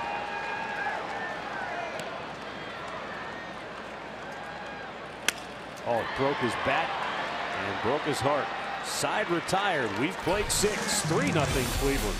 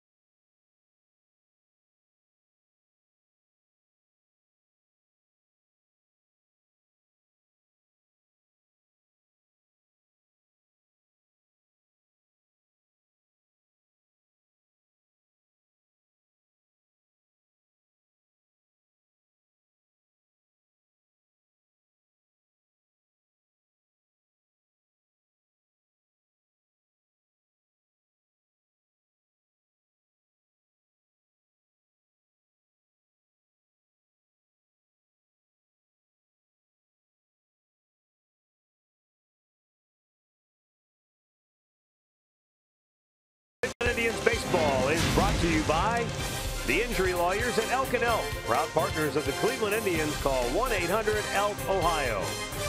By the stylish 2017 Kia Optima. And by Smart Path Forward. Lakeland Community College is your Smart Path Forward. Enroll now.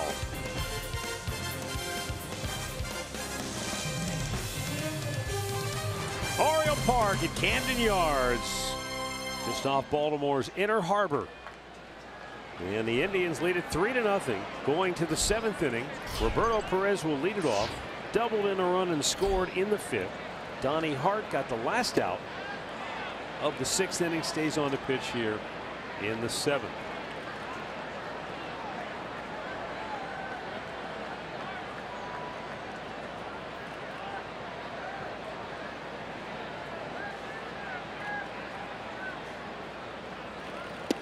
I've said it before, Baltimore has a great baseball tradition, tremendous heritage of high caliber players and a lot of characters too. Yeah. That have worn the Orioles uniform.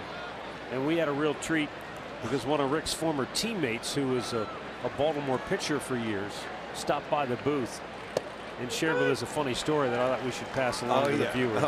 Ross Grimsley. Huh? Ross Grimsley, right, left-handed pitcher, pitched for the Reds, the Orioles, Expos, the Indians, and then he had been released by Baltimore pretty much at the end of his career, or near the end of his career, and the Indians came to Baltimore and he went over to see you guys at Old Memorial Stadium.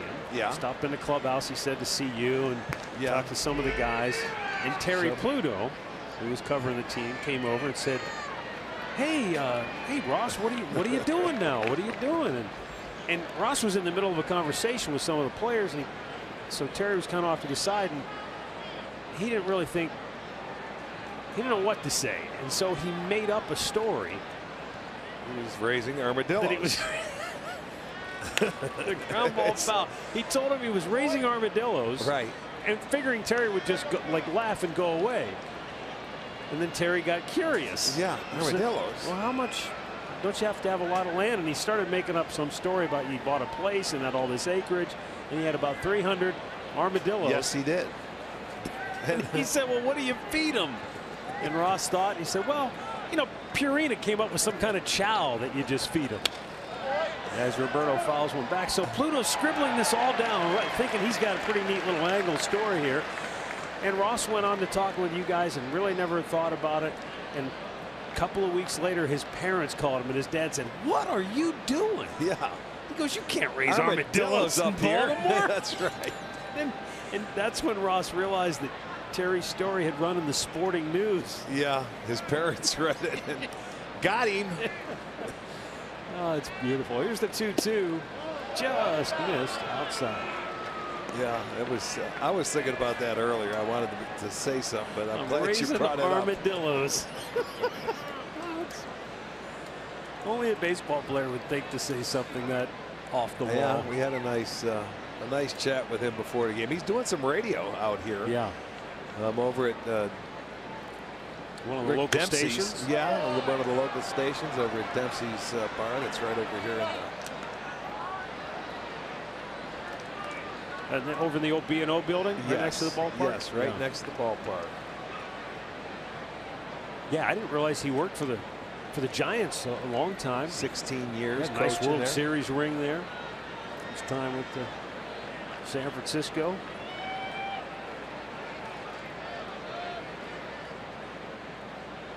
Three-two pitch. Got it. And that was a crossfire that came back over the inside part of the dish. One down. Now back in the 5th inning. Kevin Gausman fired one down the middle, and Lindor launched it to center. Yeah, that was a 2-run home run to cap off the 3-run 5th inning for the Tribe. It was his 14th home run.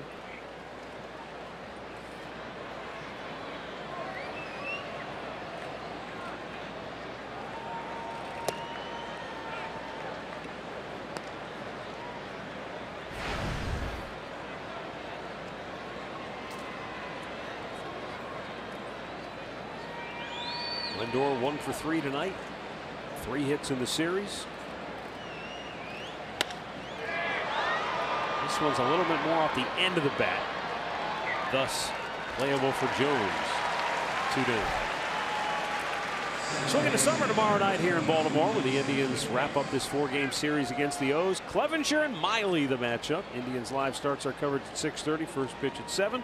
Swinging to summer on Sports Time Ohio and Fox Sports Go, presented by Click It or Ticket.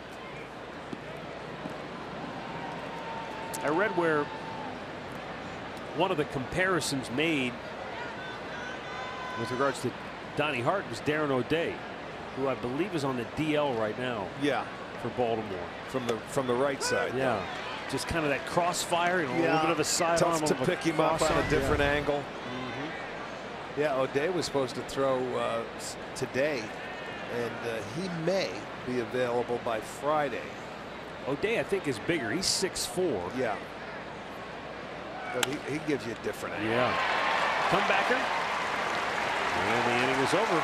The Indians go 1-2-3. Stretch time in Baltimore. Tribe 3, O's nothing.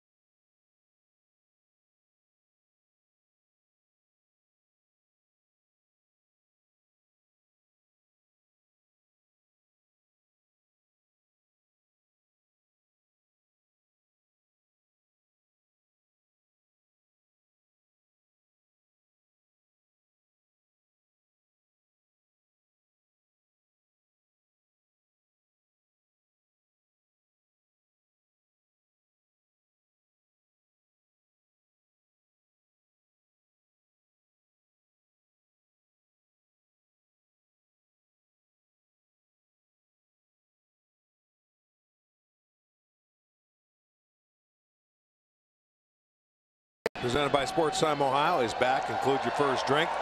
Grab some friends and catch the game from the corner in right field, or drink rails out in left field. District tickets are available only online. Go to Indians.com/district tickets. Mark Trumbo going to lead off for Baltimore here in the bottom of the 7th. Carlos Carrasco trying to protect the 3-0 lead. He has allowed just 4 hits, has struck out 10, has not walked anybody. He has been machine-like efficient with his pitches tonight.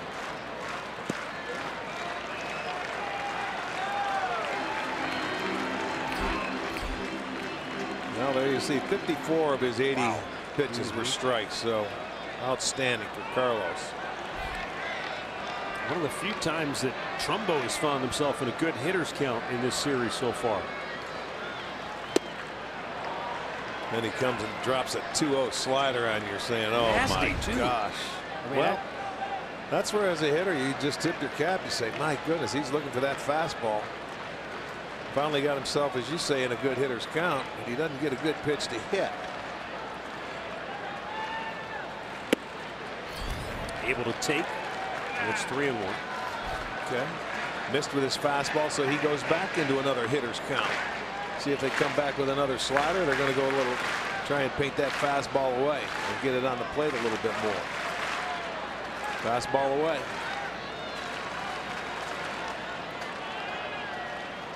And blew it by him. Full count. Yeah, he did. Good movement. 96. That wasn't straight either. That ball had some late movement to it.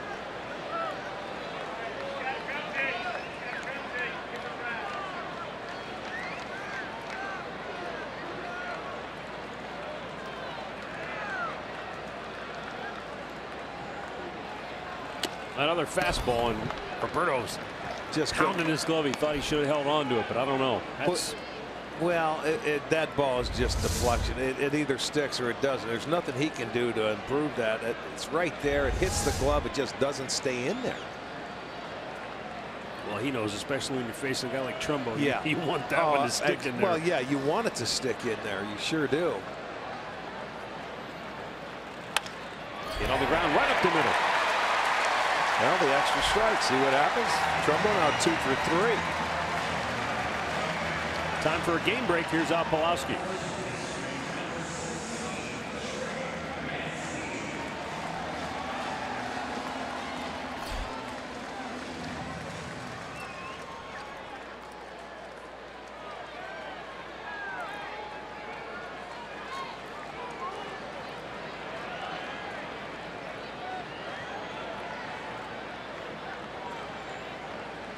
All right, thanks, Al. Here's Trey Mancini, 1 for 2 tonight. Fouls it back. Both times, Mancini has pounded the ball either right on top of or right in front of home plate. First time up, he chopped one straight down off the plate. And on the big kangaroo carom, the old Baltimore chop they call it, he reached on an infield single. Second time it happened, though, it didn't bounce anywhere. It stayed right out in front of the plate. And Roberto was able to pounce on it and throw him out. Yeah, Carrasco right now looking for that ground ball. He has one double play turn tonight. That was off the bat of Jonathan Scope, 5-4-3. And that ended the second inning. He'd like to get the 2-for-1 ball right here. He's ahead in the count.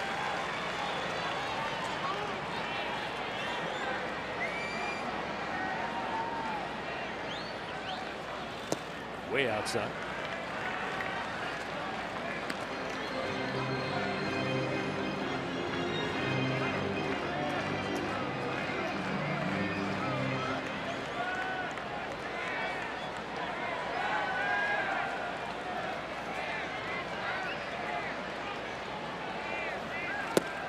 Way outside.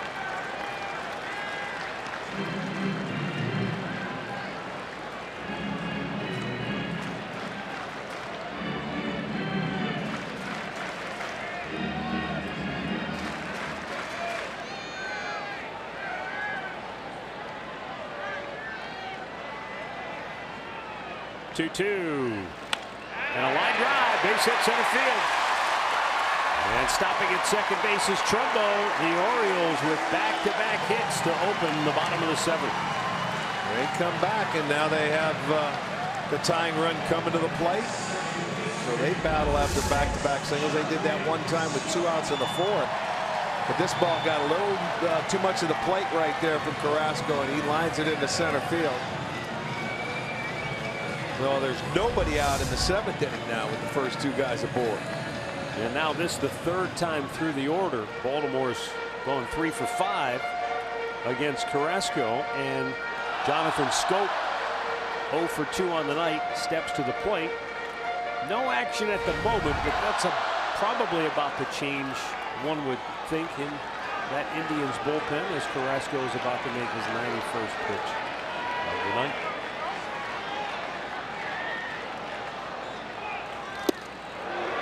Scope comes up empty on that biting slider.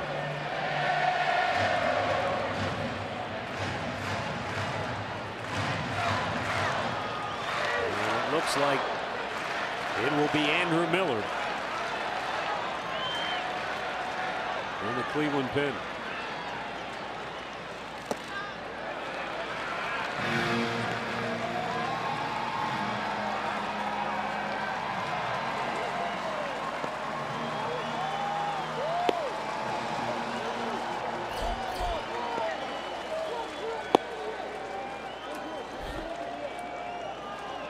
One ball, one strike.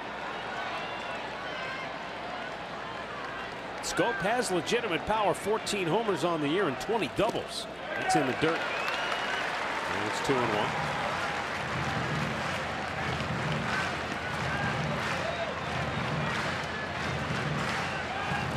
Mickey Callaway's going to go out. In some way, might wonder, Andrew Miller getting up in the 7th inning.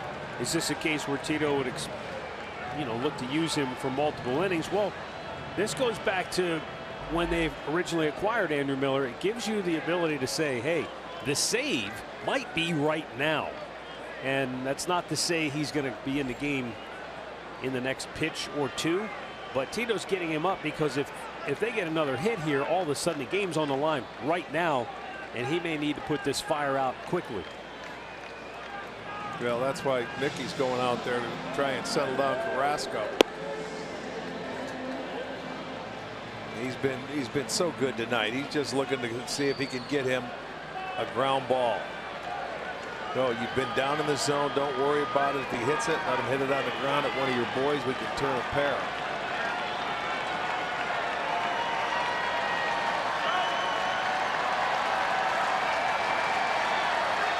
Baltimore crowd trying to get into it.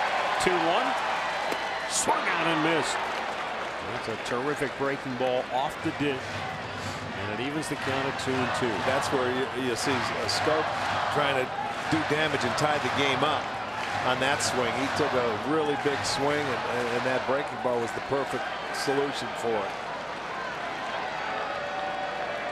26,596 here at Oriole Park. They've been quiet most of the night because of how effective Carrasco has been. And a ground ball into left field, a base hit. Trumbo stops at third. The bases are loaded with nobody out.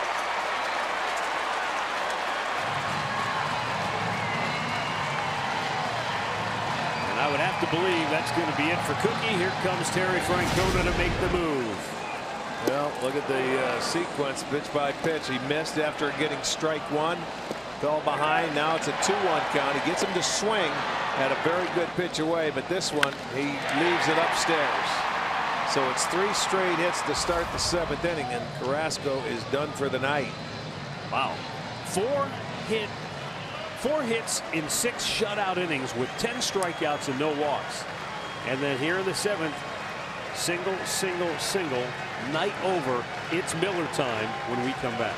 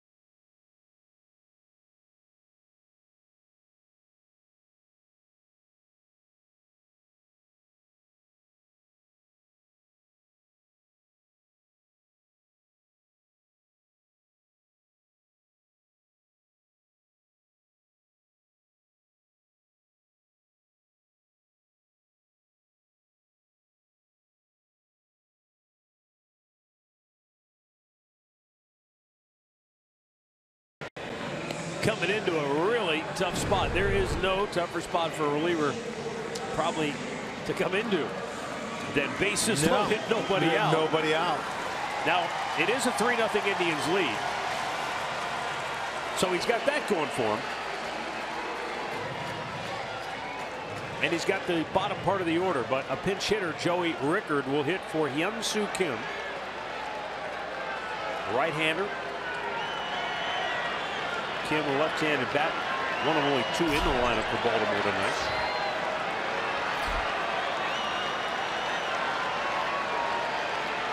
And here we go. Swings at the first pitch, pops it, foul territory, and out of play.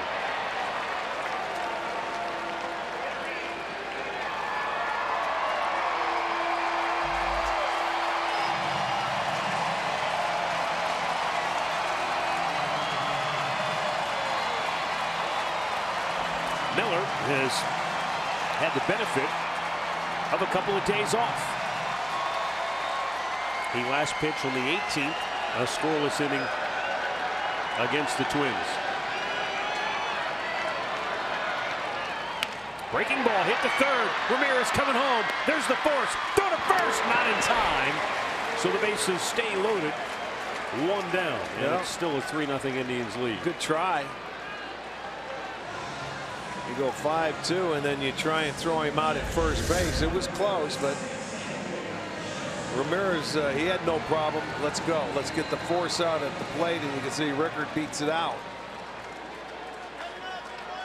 So they now have 1 out and bases loaded, and you've got the catcher Joseph hitting now. Caleb Joseph 0 for 2 on the night.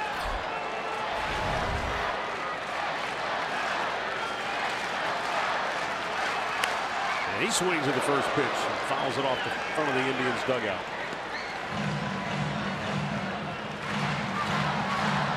Ruben Tejada to bat for Paul Yanis.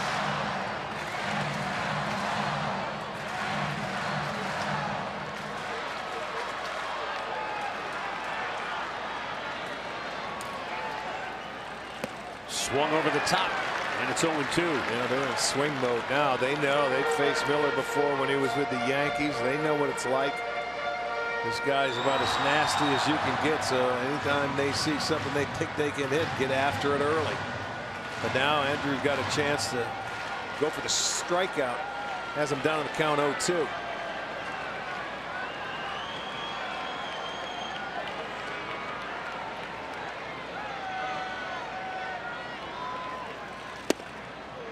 Missed outside.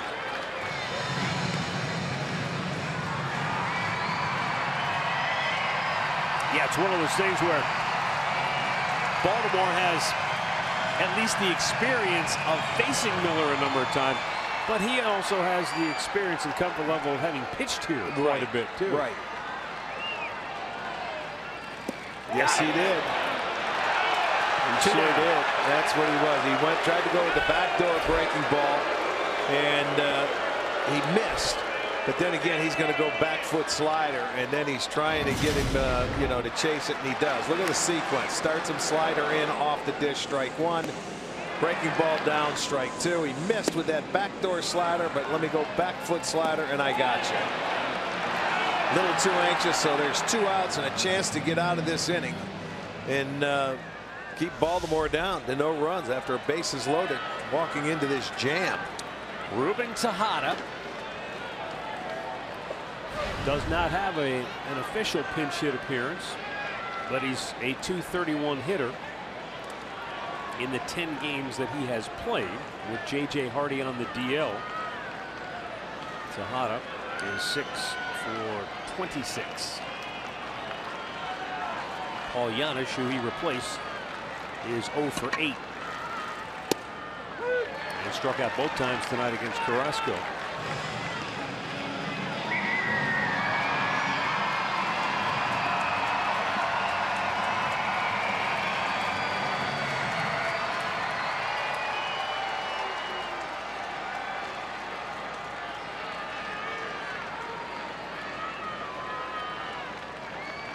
Now the 0-1.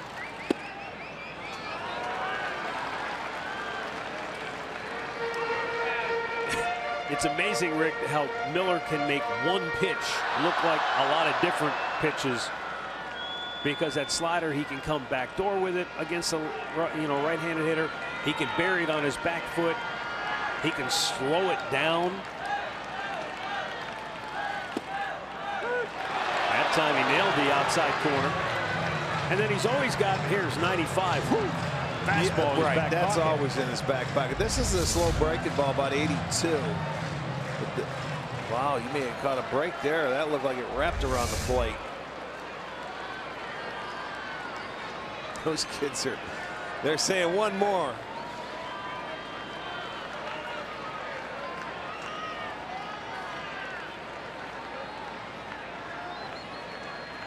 Now the 1-2. Threw it by him. There's the 95 Express.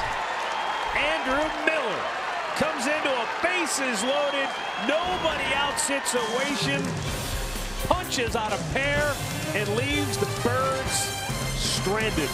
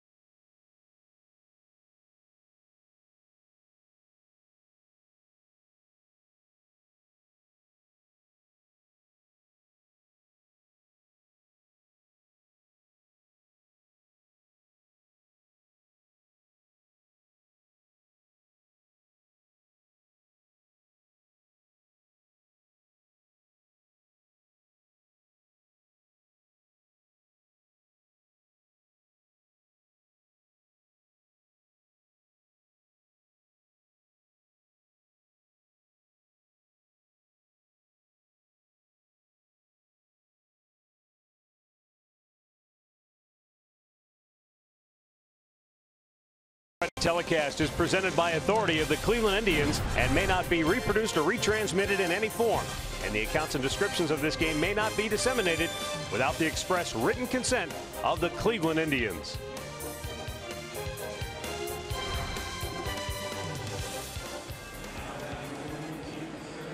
(3-0) Cleveland on top. 8th inning. Donnie Hart is already going an inning and a third of perfect relief. He's going to stay in there. Yeah, he's done nothing to hurt his. Tejada's in the ball game at short.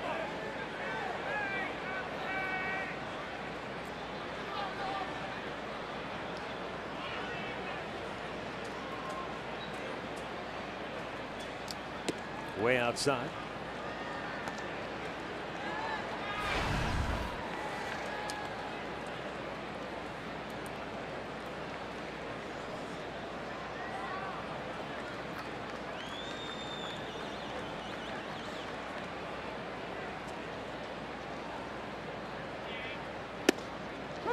Caught the outside corner, and it's now 2-1.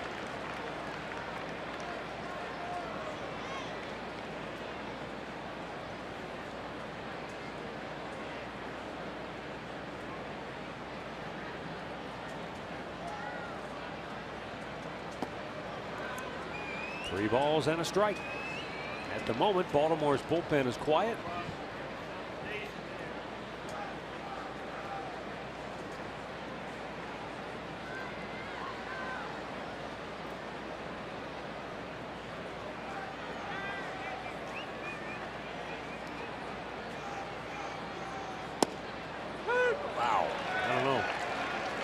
Is not sure about that, but no, he doesn't think it was. Let's take a look and see. Nah, that was close, but not that close. Posey didn't think so, but it gives him one more chance to swing the bat. And that's foul down the right side, out of play.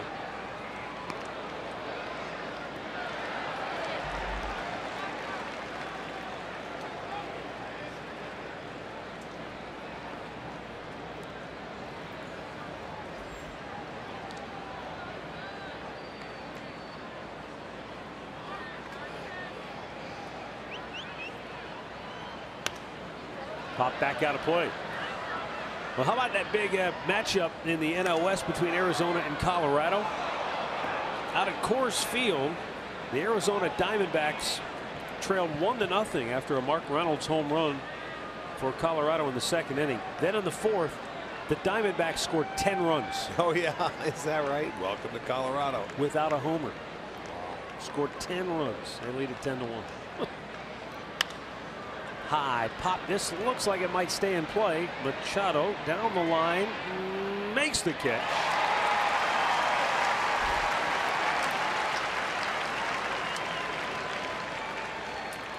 Miller time brought to you by Miller Lite. It's literally Miller time tonight, folks. This was impressive.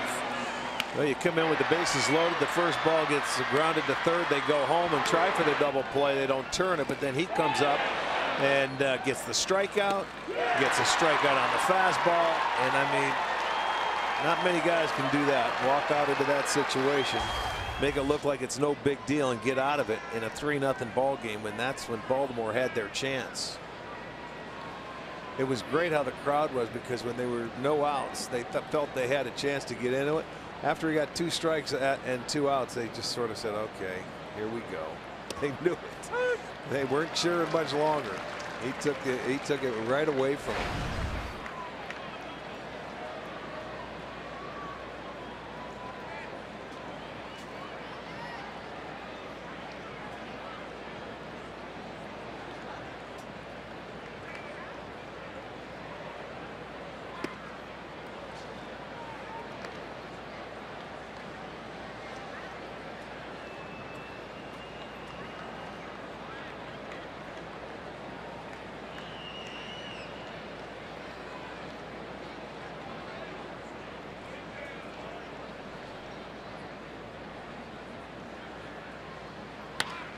Out of play on the right side by Edwin.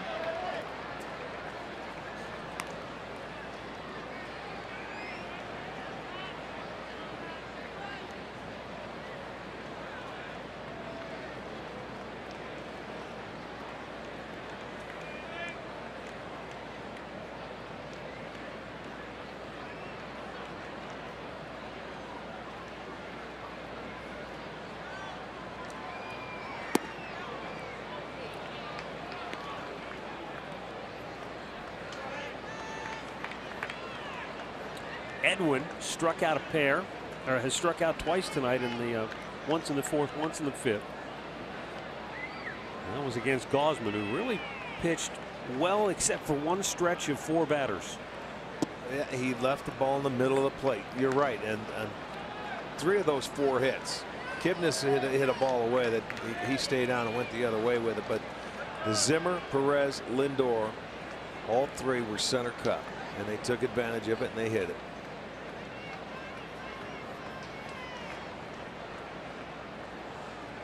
Here's the 3-2 to Edwin. And he pulls it, and with the shift on, Tejada throws him out, 2 down.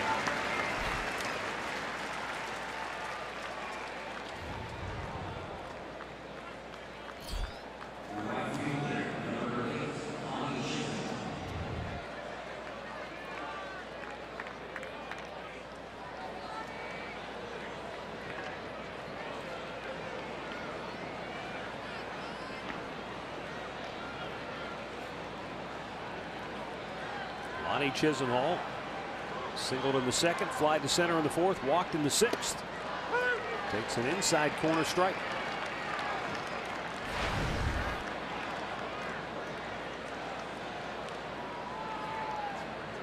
We were about a half an hour, or maybe closer to 40 minutes late getting started tonight because of a rain delay.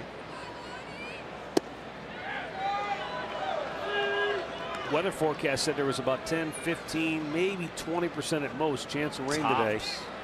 And we just caught the edge of a storm that was north of Baltimore, and it rained a decent amount here between, what do you think, about 6:45 and 7:15. Then it stopped. And it's been clear ever since. Well, boy, once the game started, we have seen a pretty good display of pitching.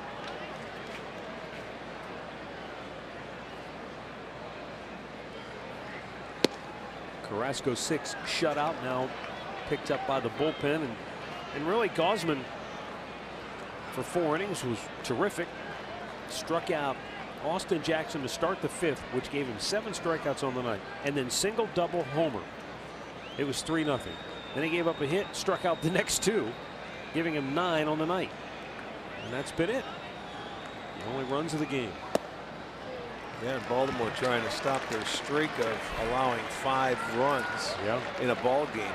It's 16 consecutive. And during that stretch, Baltimore has gone 6-10. You would expect those kind of numbers. Look behind Miguel Castro there. That is Einar Diaz. Yes, it is. Former Indians backstop.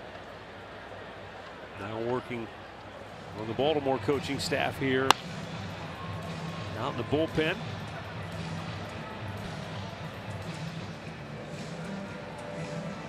Roger McDowell out to talk with Hart, who's gone now 2 innings out of the bullpen. And after retiring 6 in a row, he walked Chisenhall. Now he's got Carlos Santana. And you'd have to imagine this is his final hitter. After giving the Baltimore staff 34 pitches tonight.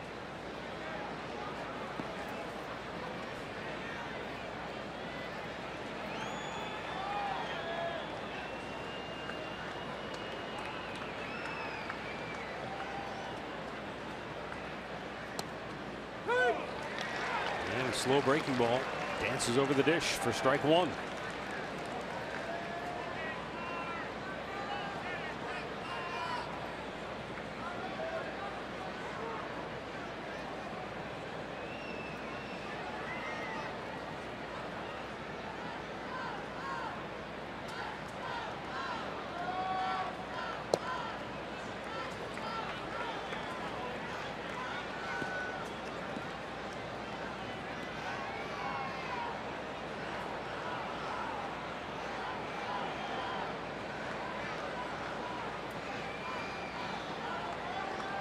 Two down in the 8th.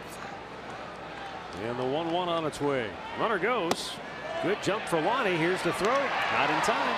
There you go. Go on first movement. Get yourself a chance and get in the scoring position. Second stolen base for Chisenhall. 2 out of 3. Then take off on first movement. Put the head down and get in there. He steals it. And now base hit here will score him.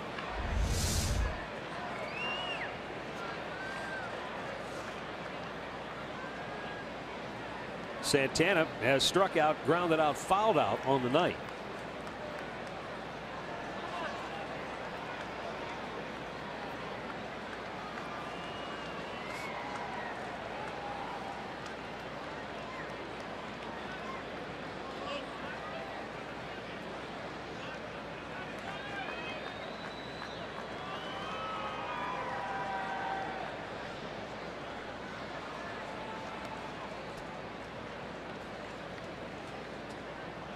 Two one, and a ground ball towards third. Scooped by Machado. Bottom of the 8th coming up. Cleveland 3, Baltimore 0.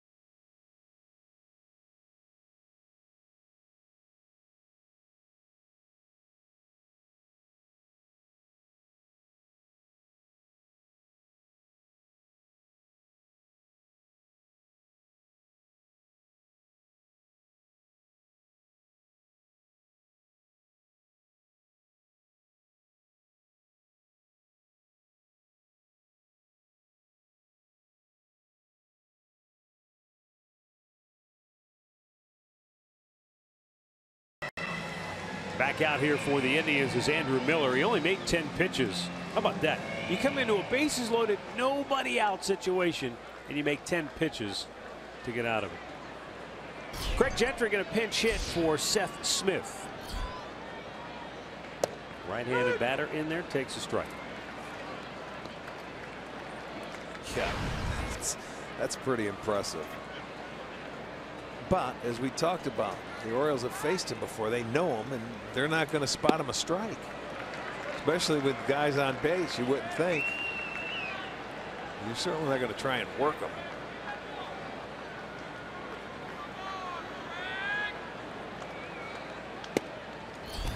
Just missed inside with that fastball.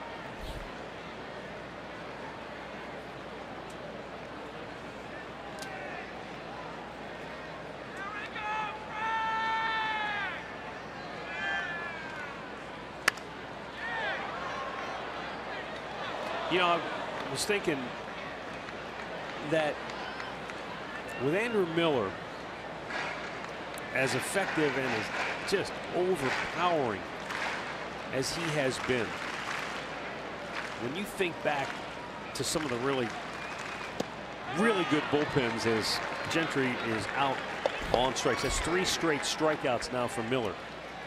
Think back to that crazy Cincinnati Reds bullpen, the Nasty Boys. Yeah, with triple-headed, not only did you monster. have Dibble closing, who was throwing about 100 back then, Charles. you had Randy Myers. No, actually, Randy Myers was closing, and he could throw it mid-90s back then. Dibble setting up, who could throw it 100, and then Norm Charlton, the left-hander, who could do it all. And they had 3 guys that could make you look really bad. Now, they didn't do it for a long period of time because for one reason or another they just couldn't keep that group together. But whew, that 1990 season was something else. They truly made it a 6-inning game. If they had to lead the after Yankees 6, did too. it was over. Yankees in the 90s, their bullpen. They had Big Nelson and then Wetlands Rivera, closing. Wetlands closing, and you had Rivera, and you had Mike Stanton from the left side. I don't remember if Jeff Nelson was with. I think he came a little later. Yeah, but he was over there in Nasty for his period of time as well. So they used to have a really nasty bullpen too. Now the 0-2 to Machado, just missed inside.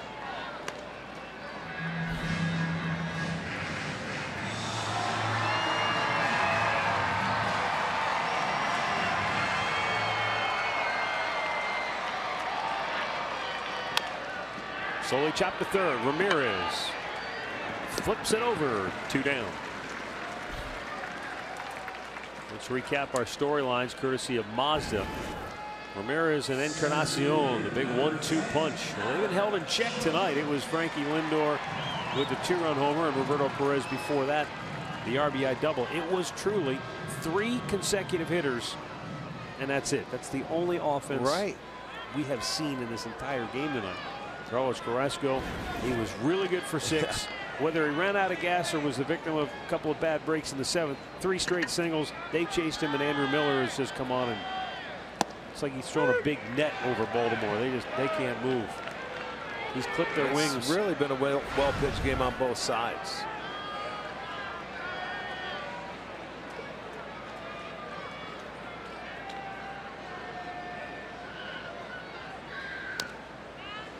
Well, how about Andrew Miller? I mean, he already set a franchise record by striking out 75 batters in his first 50 innings with the ball club. Now he's raced out to 100 strikeouts in only his 58th game. And that's regular season only. Yeah, 17 of his 21 pitches tonight strikes. He's just... Weak ground ball to Santana. He forgot to get over. But look at those strides. He still beats him to the bag. And that's Andrew Jones. Pretty good foot race. Look at those long strides. Yeah. He got over there. Adam Jones is yelling at him. What are you doing? Make me look bad. Yeah, that'll way to hustle.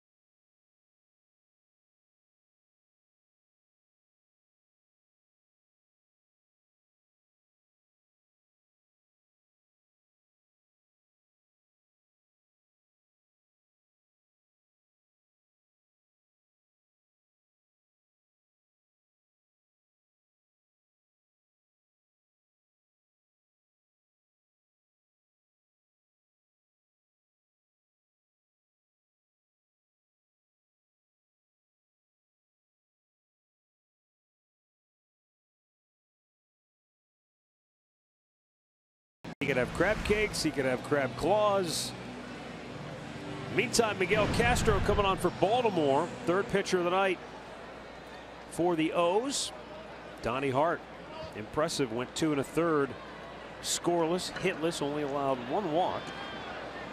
Indians lead it 3-0. Austin Jackson takes a breaking ball for strike 1. Bottom third for the Tribe, and Craig Gentry is now the left fielder. Joey Rickard, who wasn't left, is now over and right. And just missed outside.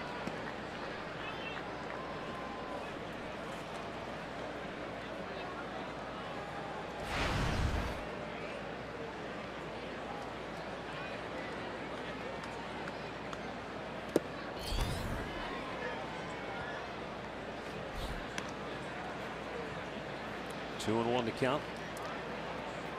Castro 2/3 of a scoreless inning with a strikeout last night.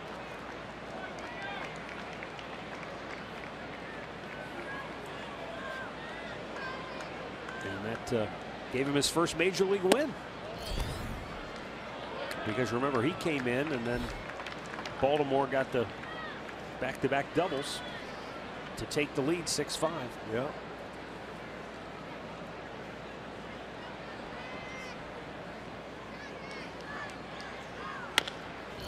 Top to third.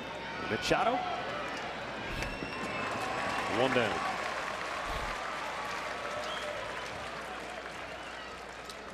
Brian Shaw getting loose in the Cleveland bullpen. No Cody Allen tonight, down to Andre. Well, you will not see Cody Allen tonight. Terry Francona said they'll have more on it tomorrow or tonight after the game. But as you said, Brian Shaw will close the game out tonight for the Indians if that's the circumstances that continue. Right. Yeah, you look at it, Andre, and it's all right-handed hitters because the O's don't only have a couple of lefties to begin with, and they took them out of the game when Andrew Miller was in there. So I don't think he would stay with Miller for a third inning of relief work. So it appears it will be Shaw. Bradley Zimmer 1 for 3 on the night. Miller certainly did his job and did it exceptionally well tonight. I mean, you just won't see very often a guy come into a bases loaded, nobody out situation. Oh, and by the way, on the road, and 10 pitches later, he's walking to the dugout and with 2 strikeouts. It's like that line in Hannibal Lecter. He did all that, and his pulse never rose above 80. 0-2. Smashed in the hole and a base hit for Zimmer, his second of the night.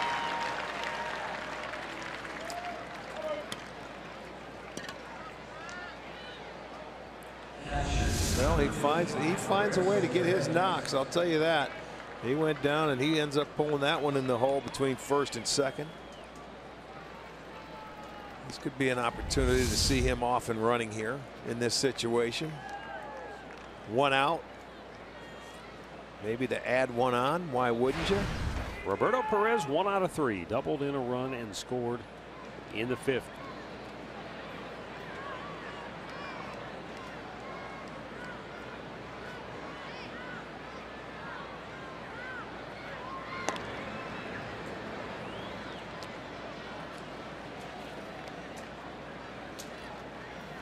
Well, if the Indians can extend the inning, they might give Jose Ramirez 1 more shot to keep his multi-hit streak alive.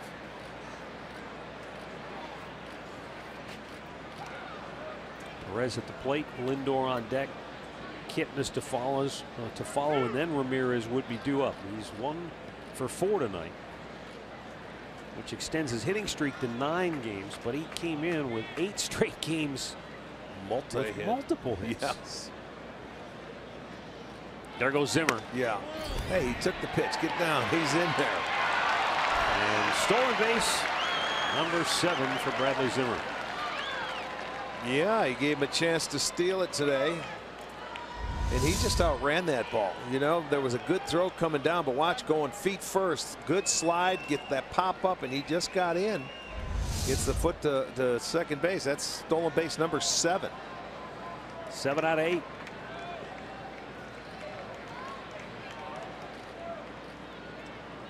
Dan Otero also getting loose alongside Shaw, just in case the Indians blow it open here.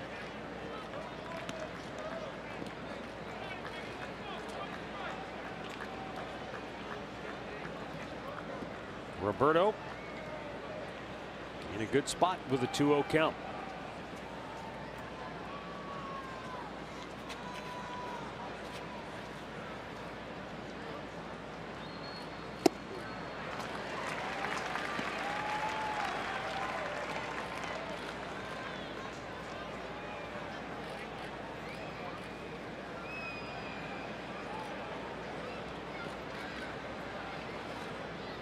Zimmer scored all the way from first base on Perez's double in that 5th inning. That was something really fun to watch. Someone asked if we had a gun on him. Want to know how fast he was running around the bases. The nice thing is that stride that he can produce. Yeah. Man, you go first to third, and he was in full gear after he hit second base, and once the ball cleared and he got to the wall in that alley, it was just fun to watch him go first to home.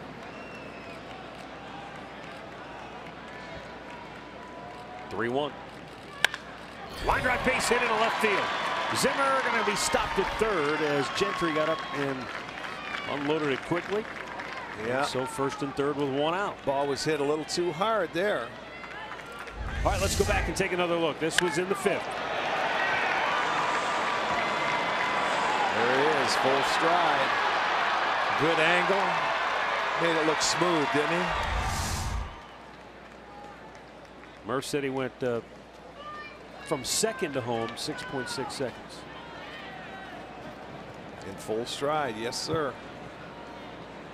And he didn't have to run through the tape. He pulled up the last couple of strides. All right, here's Francisco Lindor. 2-run homer back in the 5th. Looking to add some insurance. Middle infielders double play depth.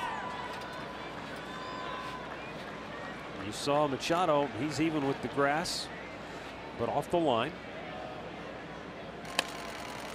Popped up. Foul. Again, he's got to get after that first pitch, boy. He gets so aggressive when you get runners in scoring position. Right now, this is the Pat O'Brien Chevrolet play of the game. Lindor waiting back on it and unloading to straightaway center field. Almost hit the bird. Made it a 3-0 Indians lead with that 2-run homer.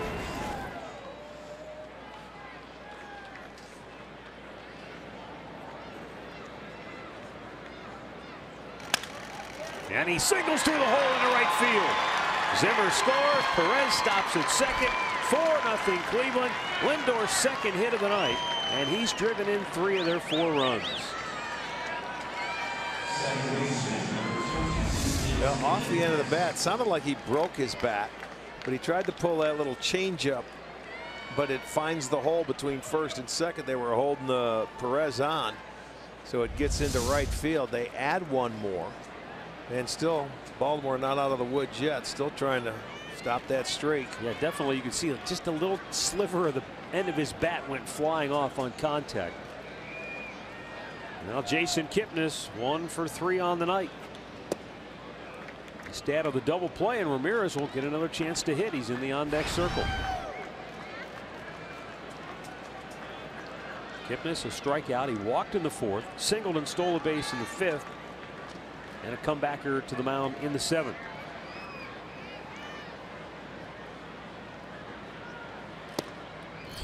In the series opener on Monday night, Jason became the 50th visiting player to hit a home run beyond the confines of the park out onto Utah Street in right field. So we've had that one, and we've had Edwins in the second deck in left field.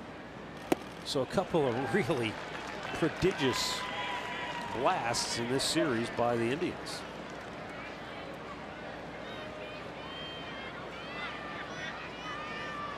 And when you're the DH, you're always looking to bat, regardless of how many hitters are in front of you. Yes, you are. That's your job. You could be doing 7th. I'm like, I want to hit. Let's go. Kipnis with a soft liner that's going to drop in center field. Perez a late break. He'll have to stop at third. Now they're going to wave him home. Here's the throw. Safe. Yeah, he stopped and kicked it in gear and then had to go again. And so Jason Kipnis picks up an RBI with that base hit. First of all, he didn't get a good read on the ball. And that's where you have to know where the out. Watch, he stops and then picks up the outfielder. He should have known that before the ball was even hit. And then it looked like Jones didn't think they were going to send him. And then he kicked it back in gear when he rounds third. Here, let's see. Do I stop? And then he stopped him. And then he ran through it. But he scored. They get their 5th run.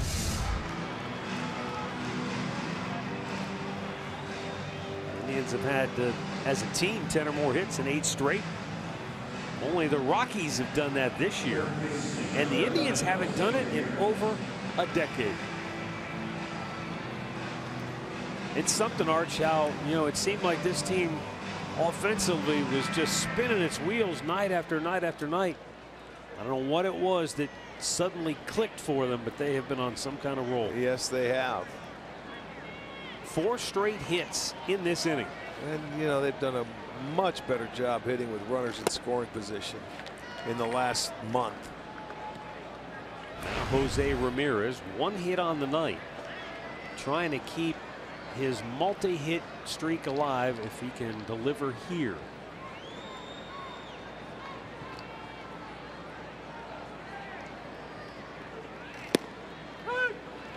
Kenny Lofton was the last Indian to do what Ramirez has done, which is a multi-hit game in 8 straight. Kenny did it in 1996. The last man to do it in 9 in a row was Roy Hughes in 1936.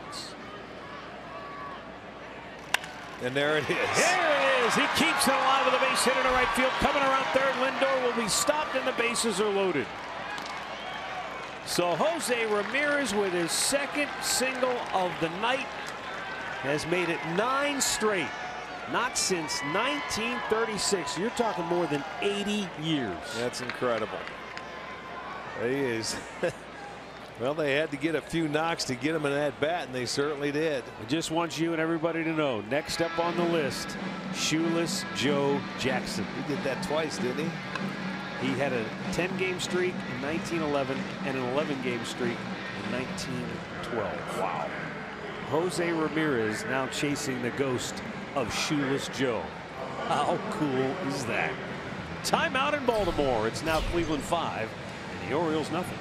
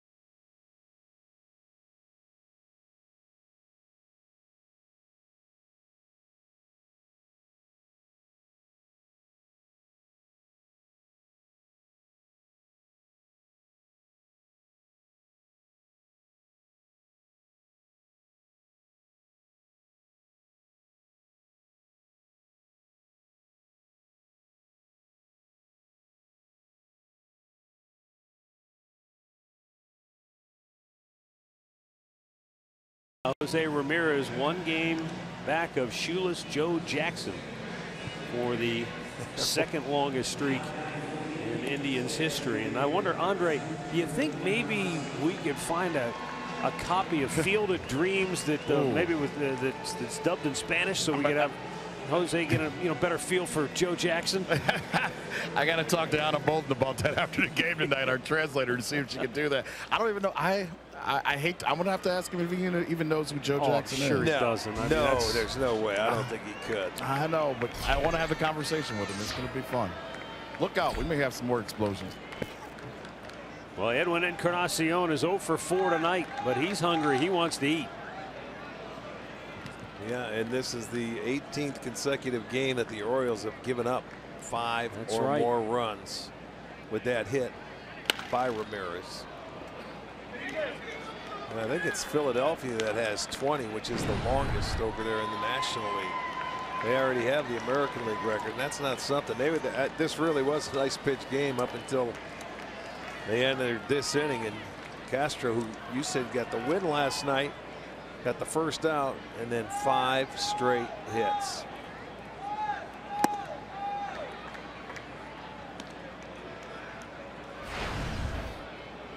In the previous 17 games, Baltimore was 6-11 in the giving up 5 runs or more. So it's not been. There's been no positives to this whatsoever. Well, you know, as a down team, 6 and 12. and you know your staff is going to give up 5, or at least you feel like that, is that the pressure's on you. You have to score. You have to score a lot of runs. They were able to come back. They scored 4 unanswered. The Indians had a 5-3 lead.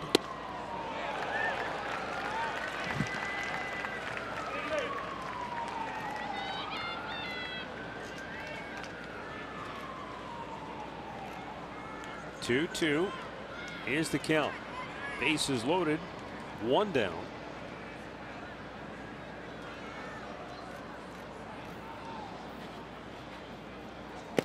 Ooh, in tight. Got a piece of it, did it? Foul ball? Sounded like it. I didn't see a sign. Must have glanced off the bat. That's what the umpire. It did. I didn't see him, say foul ball, but it hit something. No, it didn't hit his bat. Wait, did he call that a ball or not? I thought he called it a foul ball the way he threw his hands up, but 3-2. Jammed him, foul. I think he just must have been signaling for timeout. It just was a weird looking. I thought I heard something before it hit my catcher. Just the way he boxed it, sounded odd. It did. It sounded like it was a foul ball, but you don't expect a catcher's mitt to sound like a thud like that. It's usually a pop, but that was a. It sounded like an Everlast. So maybe he did call that a foul ball. Yes. I don't know. I can't tell what he's just. He said 2-2. Yeah. He boxed it then. Outside now. Okay, so he did. That was a foul ball. It wasn't though, was it? Sure didn't look like it. Anymore, I don't know. Well, we'll see what happens here. He's been trying to tie him up inside, which is pretty smart. Don't let him extend, but you better get it in there.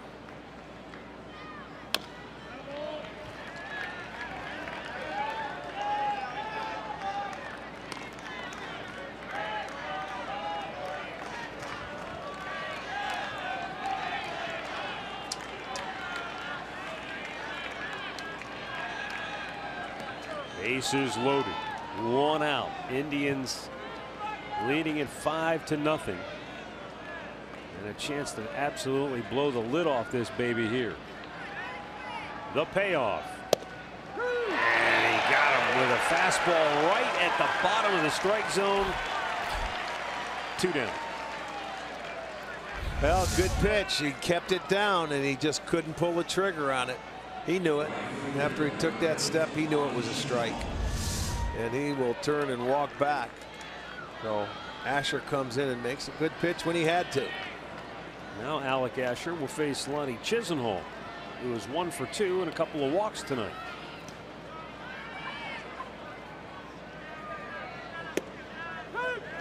Starts him out with a high breaking ball.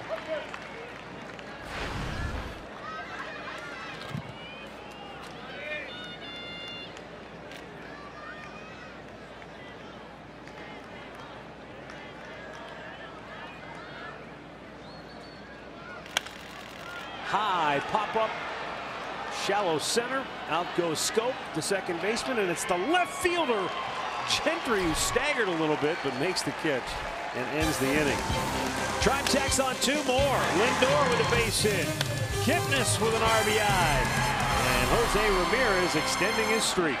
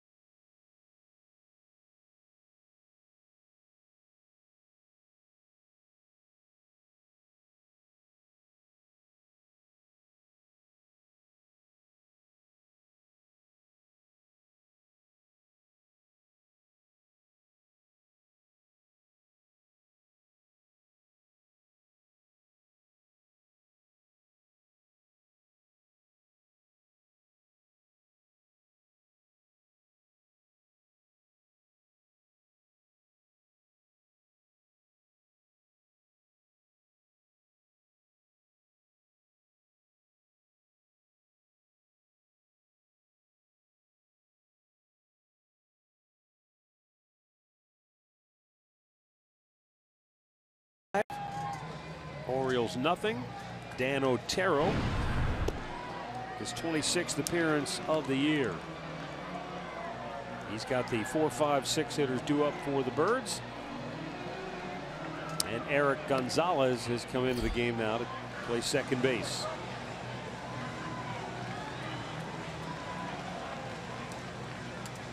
With Cody Allen unavailable and Brian Shaw ready to step in and close. Once the Indians made it a non-save situation, Tito decides he'll go with Otero and allow Shaw a night of rest, so to speak. He's already thrown quite a bit in the bullpen, and so if Otero gets into any trouble, it won't take Shaw long to get ready to come into this game. And he starts Mark Trumbo out with a first pitch strike.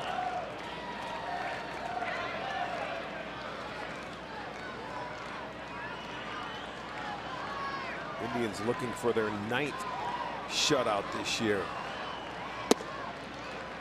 And that is by far more than anybody. Corey Kluber with a complete game shutout 2 nights ago in the series opener, punching out 11. As a staff, the Indians have struck out 13 more here tonight. And Rick, I guess it goes to show you that if you execute your pitches and really have a disciplined approach and hit your spots, even a small ballpark like this, you can win here. Yes, you can, but you have to keep it down and you have to change your speeds. And I don't think. Nice play by Ramirez. The games we saw Kluber pitch the other night and Carrasco coming out tonight, they were just brilliant. I mean, they had everything working. Good fastballs. They had sliders. They had changeups, but they hit their spots. They pitched ahead in the count, and they really just kept the pressure on. When Carrasco got in trouble today, it was the 7th inning. It got a man on. He gave up 3 straight hits, and Tito said, "Okay, I got to get you out of there." He did a great job, though. He is looking for his 6th win on the road. Watch Ramirez one more time on this play. He's got to go a long way to his left, so he runs a long way, full speed, gets it, and then like a quarterback just pulling up, throwing a little fade pattern to the corner of the end zone. Perfect little touch pass. Fade away Jay in the corner. Well, he's athletic, man. He can. It doesn't matter where you put him on the baseball diamond. He's a player. We saw him in the outfield where he never played it before last year and never hurt the Indians. He could play second. Seen him at short, and he's done a beautiful job at third. Complete player. And wow, what he's done, and a great attitude with his bat. This nine game stretch has just been, whew. It's been phenomenal. Ground ball up the gut, and Trey Mancini with a 1-out single. That's his third hit tonight. Started himself off with the Baltimore chop back in the second. Got one in the seventh and one here in the ninth now.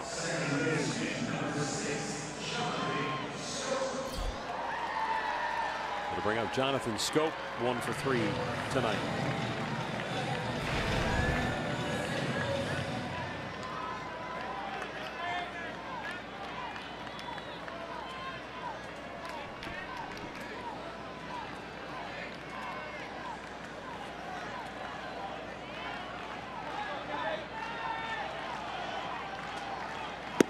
Pitched inside, ball 1.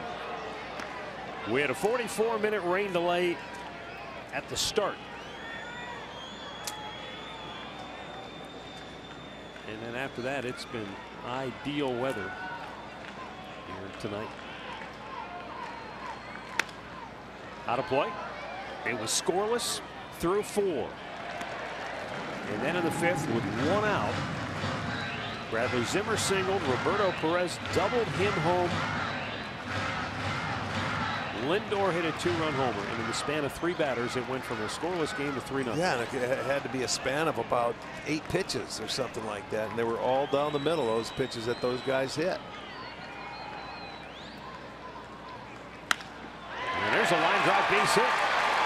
Right center field, and all the way around to score is Trey Mancini from first base, so that breaks up the shutout.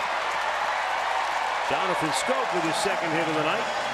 21st double of the year, RBI number 43. You know one thing, there's never any quit in this Baltimore Orioles team, and they're going to come at you till the last out. That pitch had a little too much of the plate, and he just shot him to right center field. That was a really good approach against Otero, and once it plugged the gap, Mancini off and running, knowing it was going to be a base hit, scores easily, so they're on the board. Spoils the shutout. And Shaw back up and throwing in the Indians bullpen. Joey Rickard takes the fastball for a strike. I mean, Jonathan Scope couldn't have taken the ball out there and thrown it any better as far as for his sake. Perfectly split the outfielders. Yes, and that was his approach. But with the sinker baller coming in. 0-2.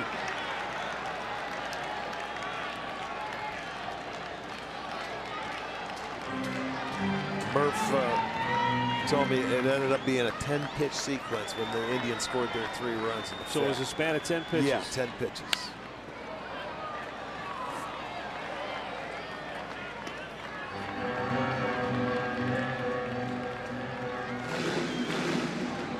Well, you know, and we've seen games this year where sometimes 1 pitch can cost you a game. You know, when you make that 1 mistake and, you know, you're playing a 2-1 or a 1-0 ball game, and you make that 1 mistake and the guy happens to get the base hit. It's unfortunate, but 0-2 pitch. Well, there's our storyline for the game, as long as nothing bizarre happens here in the bottom of the ninth. In 10 pitches, the Indians turned a scoreless game into a 3-0 lead. And in the 7th inning, in 10 pitches, Andrew Miller turned a bases loaded, nobody out situation into a thank you and good night. Yeah, there you have it. Rickard down on strikes, 2 away. The difference of 10 pitches. Comes back and makes a good pitch here. Gets Rickard to swing and miss.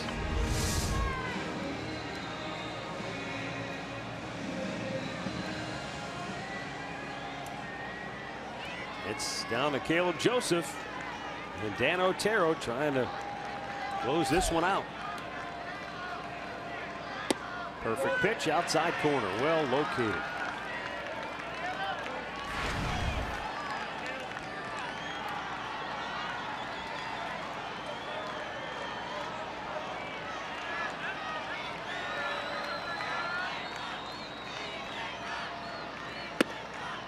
bumping away with a fastball to even the count at 1-1.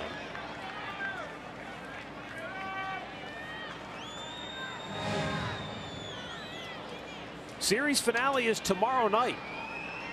And I feel like I should remind you of that because it seems like rare anymore that we have a night game to end the series. So many getaway day games nowadays. Ramirez can't come up with it, and the inning stays alive for Baltimore. Scope is safe at third.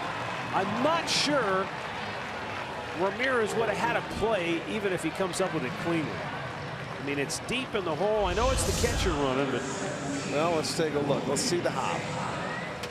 Yeah, he played it off to the side. I think if he catches it, he would have had a chance. Now that I look at it, I think you're right. Yeah, yeah, absolutely. There's no doubt. Absolutely. He misplayed that ball. It went off the thumb of the glove, and it was an error. Yes, it was, and that will be the end for Dan Otero. And so now with 2 on and 2 out, Bryan Shaw is coming on when we come back.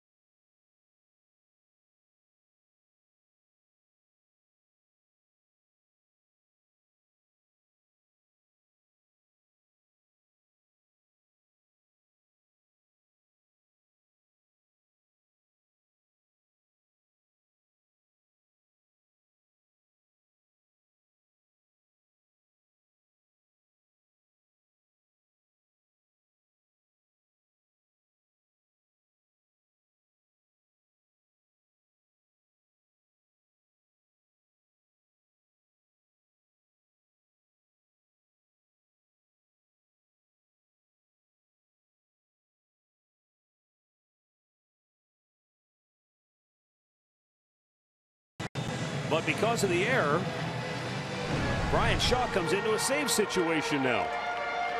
With 2 on and 2 out. And the tying run in the on-deck circle. Ruben Tejada is the batter. Craig Gentry would be next.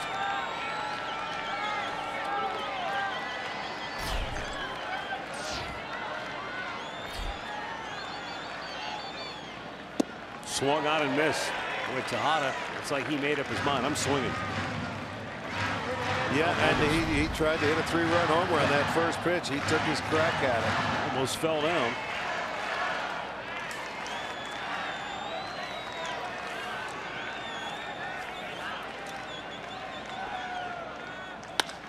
Weak ground ball hit to Gonzalez. He'll flip it to Lindor, and this one's in the books. The Indians win again. They've taken 2 of 3 from Baltimore. 5-1 is the final tonight as the Indians go to 38 and 32 on the year. Carlos Carrasco, the winner, is 8-3, and the save will go to Bryan Shaw. It's his 2nd on the season. The losing pitcher will be Kevin Gausman as he falls to 3-7, and Baltimore is now a game under 500 at 35 and 36. So all in all, another good performance for this band of road warriors. They're now 23-15 away from Progressive Field this year. Yeah, you go 6-1 on this road trip in another fine pitch ball game. Really, I mean, it was good pitched all the way around. The Indians hung in there, and Carrasco followed suit. He gets his 6th win on the road. He gets number 8 overall.